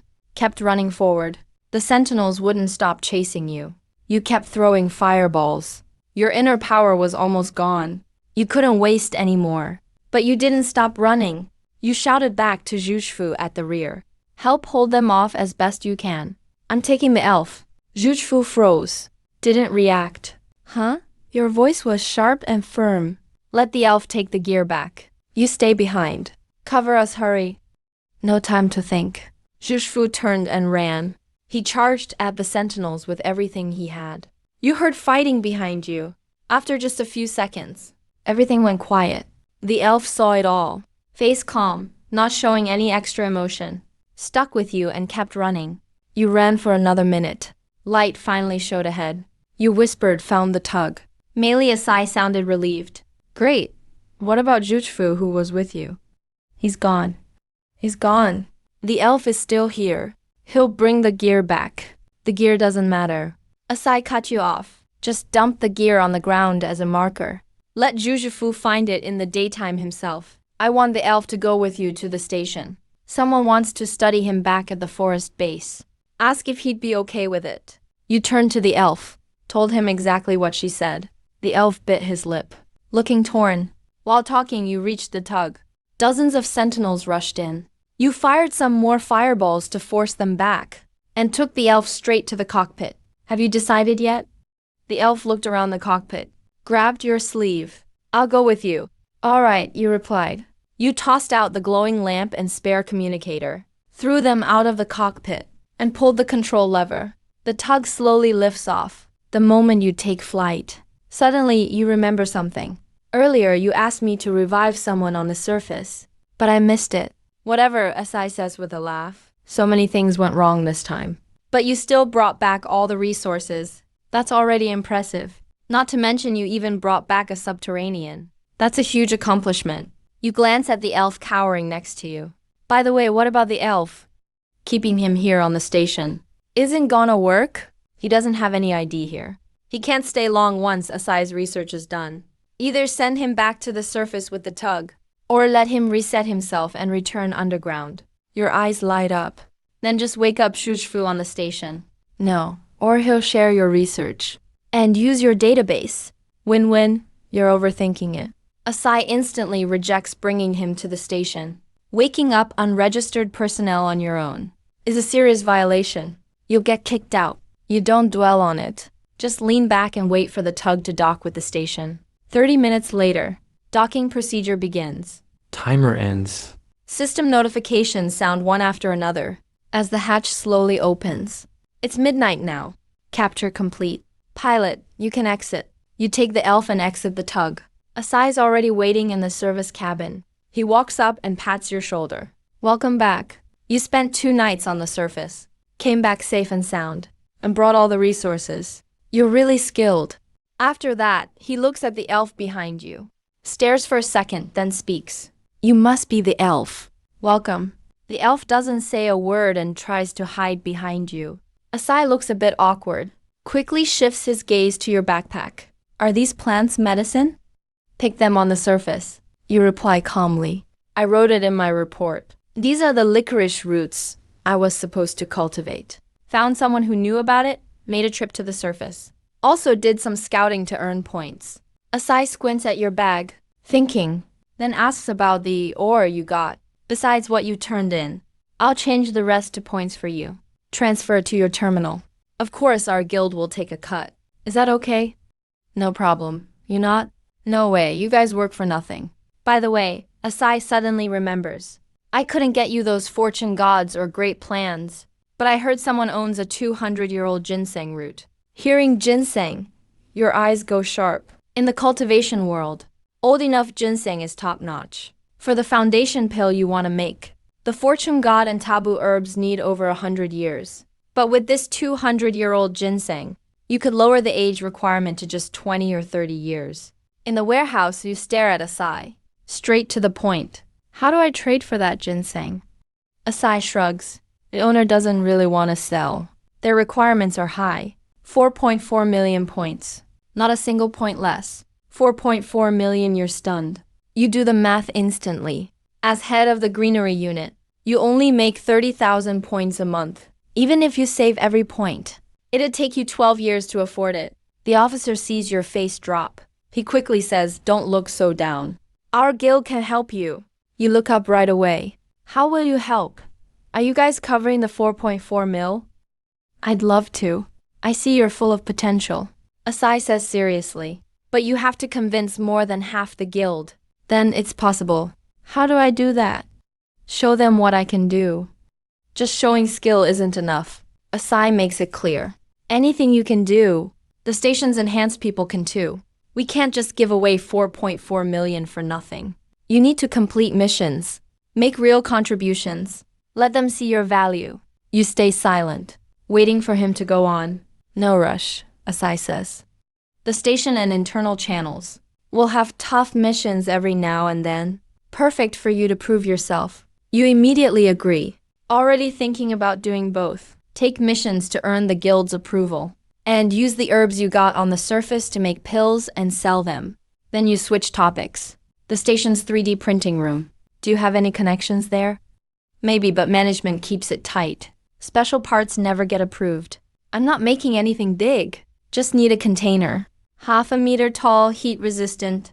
Asai glances at your herbs, catching your meaning. No open flames allowed on the station. I'll get you an electric heater container. You don't budge at all. It has to be exactly what I need. Not for the station. I'll use it on the surface. Just make it for me. Asai nods. You add, one more thing. Help me find someone. A friend from the tower prison. Name's Lisu? He's a real genius. I wouldn't be here on the station if he hadn't helped me. All thanks to him. He should be on the 2nd level of the station. Asai's eyes light up. That impressive, huh?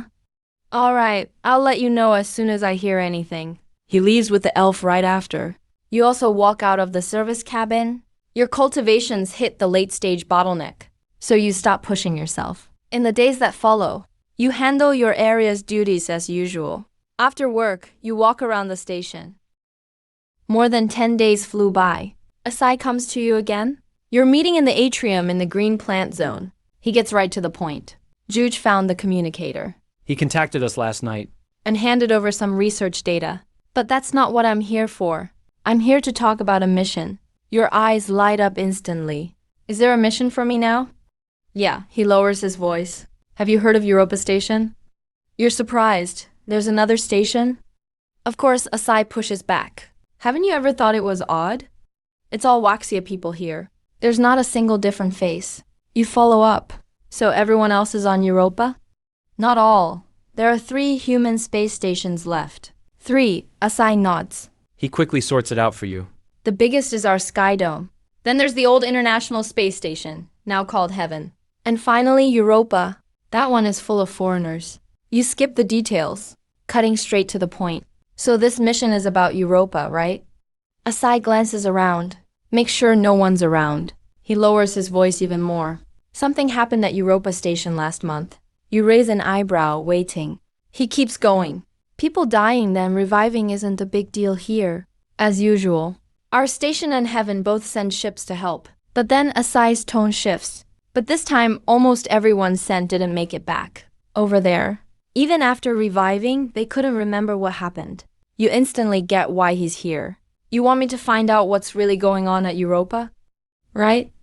Asai nods. The top brass already sent a bunch of elite over. No word from any of them. That's why they thought of you? Your face turns a bit serious. It's clear you're being cautious. Asai immediately tries to convince you. If you find anything this time, all the credit goes to you. And if there's danger, we'll have you covered from the separation meeting. 1 second you're out, and the next you'll be revived. Seeing you're still uncertain, Asai puts all his cards on the table. That wild ginseng I told you about before. I've decided to save it for you, no matter how this mission goes. The wild ginseng is yours. Hearing that, you make up your mind on the spot. A mission with that guarantee. Whether the main goal succeeds or not, you'll get something. Yeah, this is worth the risk. You say, all right, I'll take the mission. When do I leave? The sooner, the better. Asai clearly has everything ready. He takes you straight to the service pod. There's an A-10 recon ship for you. You've flown a C-1 tug before, so this is no problem. Just ask me if you're unsure about anything. I'll stay in touch with you the whole time.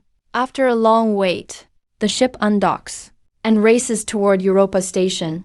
2 hours later, your ship comes to a slow stop near Europa Station. Docking, you say, but there's no way to actually dock. The whole system is completely down. No docking. Even the lights and life support are off inside. All you see is total darkness inside. Feels like a deep maze, just waiting to be explored. You quickly suit up and ask over the headset. This station looks almost as big as ours, but the upper command still shut it down like that? That's what they announced. Initial guess is a lab leak. Lab leak? 3 big stations, but they handle the tower prison so differently. Asai gives you a quick rundown. We're steady and cautious. Develop tech first, build strength, and then plan next moves when we're strong enough. Heaven is bold and flashy. Some even say they want to build a super weapon and blow up Earth, taking the tower prison down with them. You're a bit shocked to hear that. That's way too extreme. Guess they just live in space forever, huh? There are actually a lot of supporters. All of them spent ages in tower prison. Asai gets back to the main point. Europa is neither extreme nor conservative. They started a machine ascension project. They want to upload everyone's minds to a server, power it with solar energy, and achieve immortality. So the tower prison is no longer a threat. You quickly see the reasoning. So for that plan, they went all out on biotech, built tons of biolabs. The accident happened because of a lab leak. Yep, Asai confirms. I figure the higher-ups keep sending people because they want to grab their tech. I rushed you over so you could get it first. The separation conference sent people before too. They failed soon after going in. Now it's all up to you.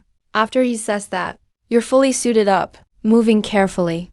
You step onto Europa's docking platform. The entrance is a narrow passage, so dark you can't see your hand. It points straight into a bottomless pit. You turn on your spotlight. The beam sweeps to the end of the passage. A few lifeless bodies are right there. You tense up all at once. Press your headset mic and say seriously, something's up. There are remains ahead. White mutated stuff on them. Relax, Asai says right away. Those are giant phagocytes. Wreckage left in space always gets them after a while. Just ignore it.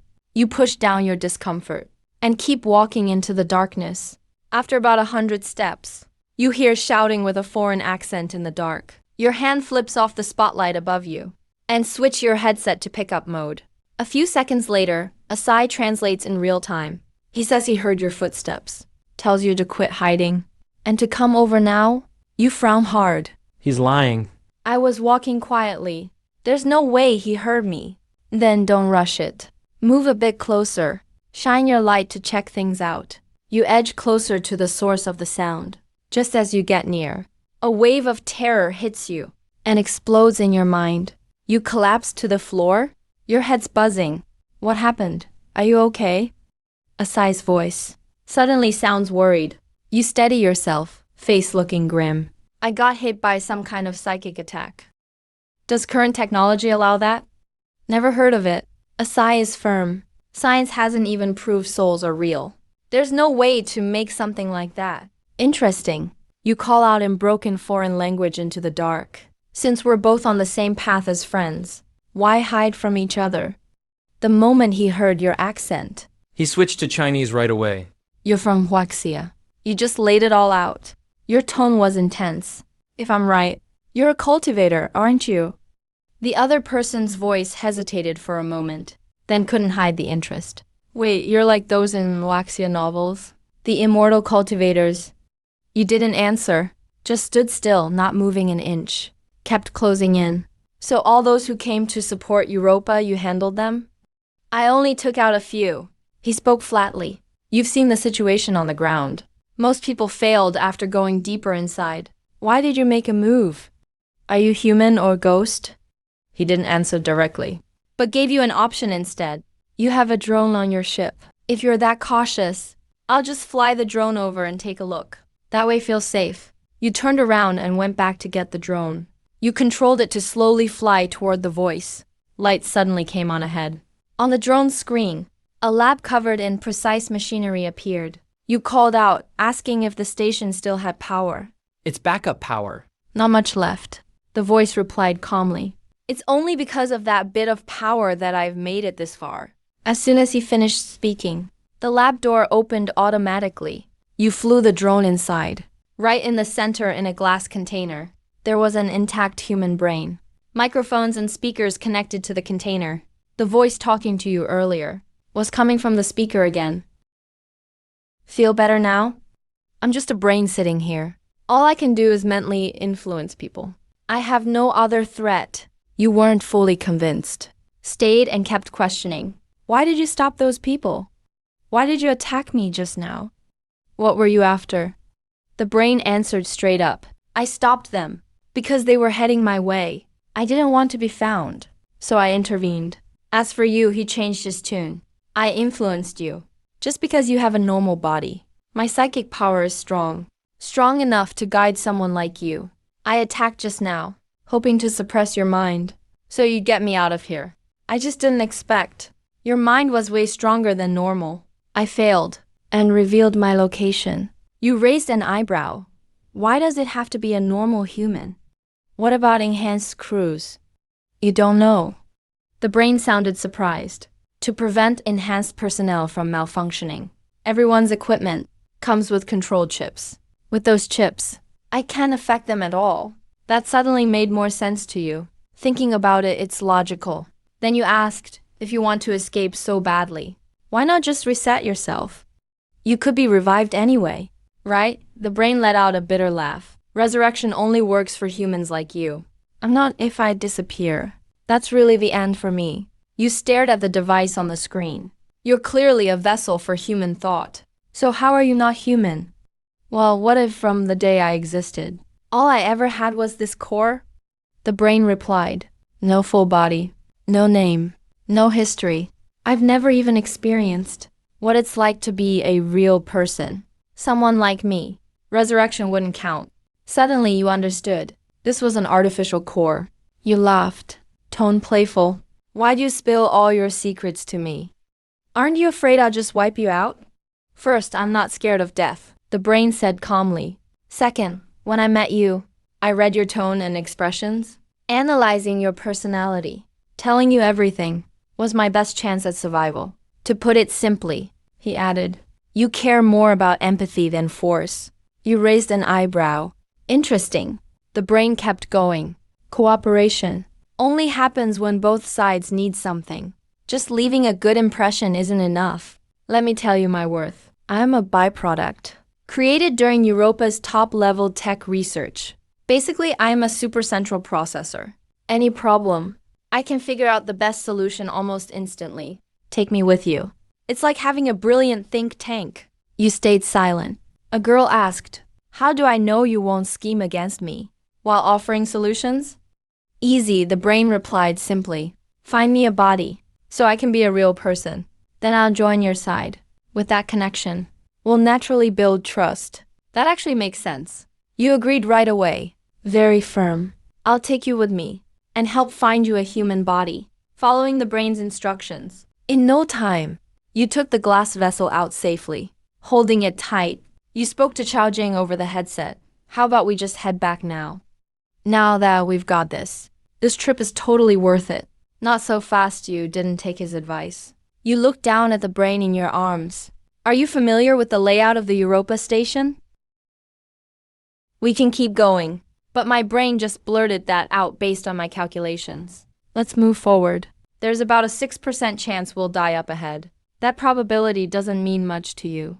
You can reset, after all. But if I die, then it's really over for me.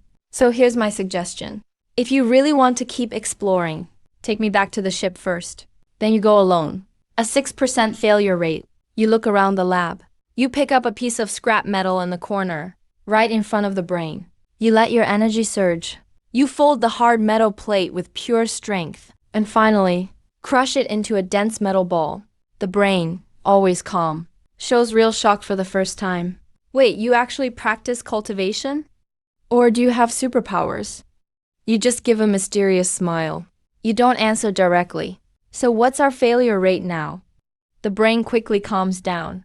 It recalculates and says, considering your skill, the failure rate drops to about 1% or 2%. That low, huh? Even I could accept that, let alone you. Of course, the brain adds for a 100% chance. You must follow all my instructions. There are some dangerous areas. You absolutely cannot go. All right, you nod. I'm all about being reasonable. So where to next? Let's head straight for the jellyfish lab. The brain says, to show my sincerity, I'm going to give you a gift. You raise an eyebrow. What kind of gift? You'll see when you get there. The trip is silent, with the brain leading the way. You avoid several danger zones, and soon you're outside the so-called jellyfish lab. Inside is a giant glass cube. It's filled with water. A jellyfish-like creature drifts slowly inside. That's surprising. I remember this stinger jellyfish can phase through things. How did you trap it here? The brain explains. This is a new find at Europa Station. Stinger jellyfish's phasing ability doesn't work in water. With enough water, we can trap it easily. That's it. That's simple. You shout into your earpiece to the senior management at Tianchong Station. You guys never found out about this feature? Nope, not a clue. The folks at Tianchong are always super cautious. They prefer putting resources into standard growth. Europa pursues unknown tech, so I'm not surprised they discovered it. You glance at the brain you're holding. So the item you mentioned? Don't tell me it's that stinger jellyfish. Of course not. The brain instructs. Find the charging port in the lab. Let me power on the backup in here first. As you talk, you set the brain on a smooth metal surface. The next second, the lab lights come on instantly. In the bright light, you spot, inside the glass cube, some geometric patterns used for resurrection spells. This is an automated human resurrection device. You instantly get it. This device is for, the brain cuts in, for researching the stinger jellyfish. I'll show you how it works. He activates it as he speaks. A synthetic voice announces the identity of an overseas staff member. A few seconds later, an overseas man appears out of thin air inside the water-filled glass cube. The revived guy panics instantly, pounding on the glass walls. But it's useless. The jellyfish consumes him completely. You watch from outside, eyelids twitching. Normally, the brain says.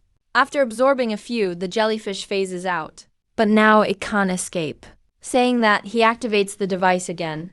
Another person is revived. Just like before. This one struggles in the water, no luck, and ends up as more energy for the jellyfish. Again and again. In just a few minutes, the stinger jellyfish swells up and looks like it's about to pop. But the brain shows no sign of stopping. Still brings up more targets. Finally, the overfilled stinger jellyfish, with a muffled bang, its body bursts apart the moment it explodes. Murky liquid fills the glass cube instantly. You stare at the liquid inside and ask the brain in your arms, is this the stinger jellyfish's toxin? The brain answers right away, like how living things secrete stuff. The jellyfish soaked up so much energy. Of course, it excretes a ton of unique compounds. Right after he says that, semi-transparent tubes pop out from the wall, aiming straight for the tank, and drain all the liquid out. They stop right in front of you. That's the special gift I wanted to give you. The brain speaks, sounding excited. This vial carries the jellyfish's unique marker. Once it's in your body, you can link to the stinger jellyfish. You could even affect the whole stinger jellyfish group. But normal human bodies can't handle this transformation. It's way too painful. The brain pauses for a second. Your body will be destroyed and rebuilt. Over and over. The pain is way nastier than prison torture. Way worse than any punishment in the tower prison. In the prison, worst case you just die. And a resurrection brings you back fresh. But in this process, without a strong will, you just can't make it. But you're different. He quickly says, "You withstood my psychic waves." With zero side effects. Your mind is much stronger than others. And your body is off the charts. You can totally take it. With this, you'll influence the whole stinger jellyfish cluster. It'll double your powers. You're actually tempted, but you're always careful, staring at that vial. Any side effects from this experiment? No idea. The brain answers honestly. No one's ever made it to the last step. You're speechless for a second. No one's succeeded at this. And you still want me to try? Aren't you afraid I'll die? And you'll be trapped with me? The brain quickly explains. It's not that the success rate's low. Stinger jellyfish are just super hard to find. Every experiment takes a huge price. Well, you've made your point. But you still keep a backup plan. With a slight move, you channel a bit of energy, sending it into the brain's glass container. The brain is shocked. What are you doing? I'm giving you a little energy.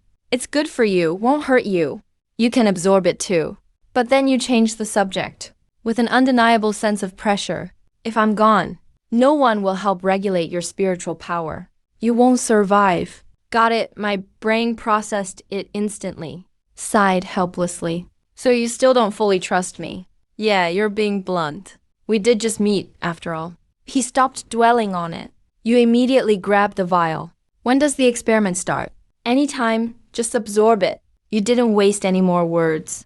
Raised your hand and poured the whole vial. Fully fused it into your body. Less than a minute. A rush like raging fire swept through you. You didn't hesitate at all. Immediately sealed yourself. Blocked out all discomfort without feeling anything. He saw your face stay blank the whole time. Instantly shocked. You used a special method to block pain. You glanced at him. Nodded calmly. He was suddenly full of excitement. Kept saying, "Great. Awesome, you can't feel pain." The experiment's success rate just went from 30% to 40%. You raised an eyebrow. Only 40%? You're letting me try with those odds? I'm not afraid of dying. His tone was obsessed with the unknown. Even if it ends here, it's worth it. Looking at his face, you randomly thought of Zhu Fu. All are poets, willing to risk everything for the truth. Time kept ticking away. With both jellyfish traits and spiritual power, your body started to turn translucent. You suddenly opened. Your eyes, shocked, wasn't this just supposed to change pheromones? Why am I turning see-through? I don't know. His excited voice was trembling. You're different from average folks. It's definitely your spiritual power and the special liquid.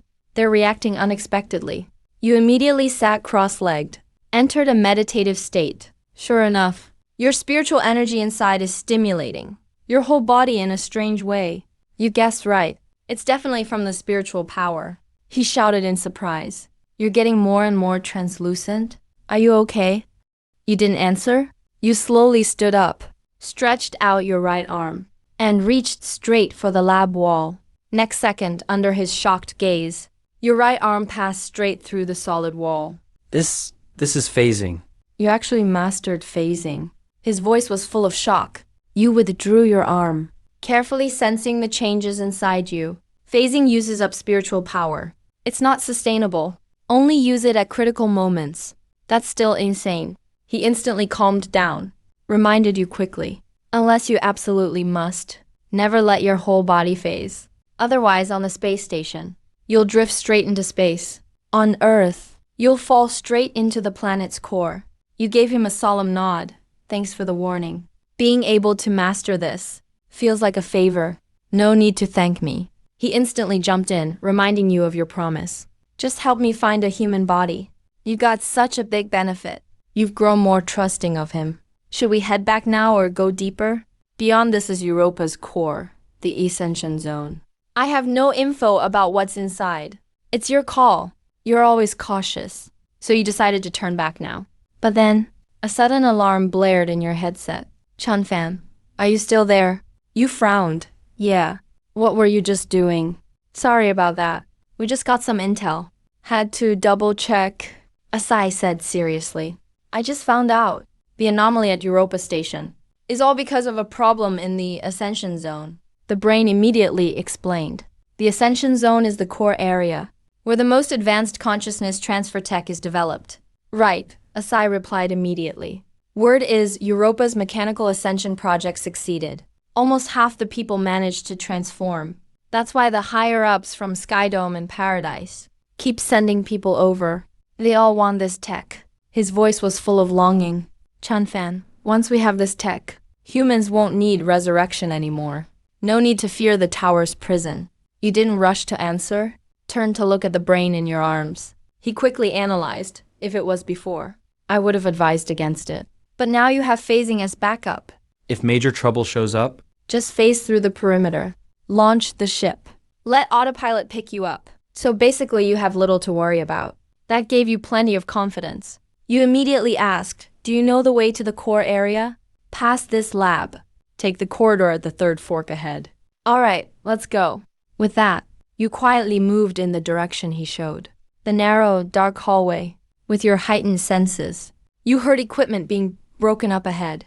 Someone's there. You immediately lightened your steps, slowly approached the source of the noise. 3 minutes later, the breaking sound stopped suddenly, and were replaced by gas being released. The brain whispered, if I'm right, they're using the cold snap breach method. They make metal brittle with low tong. Easier to break in, right? As he said that, you felt a chill rushing from ahead. Then metal snapped.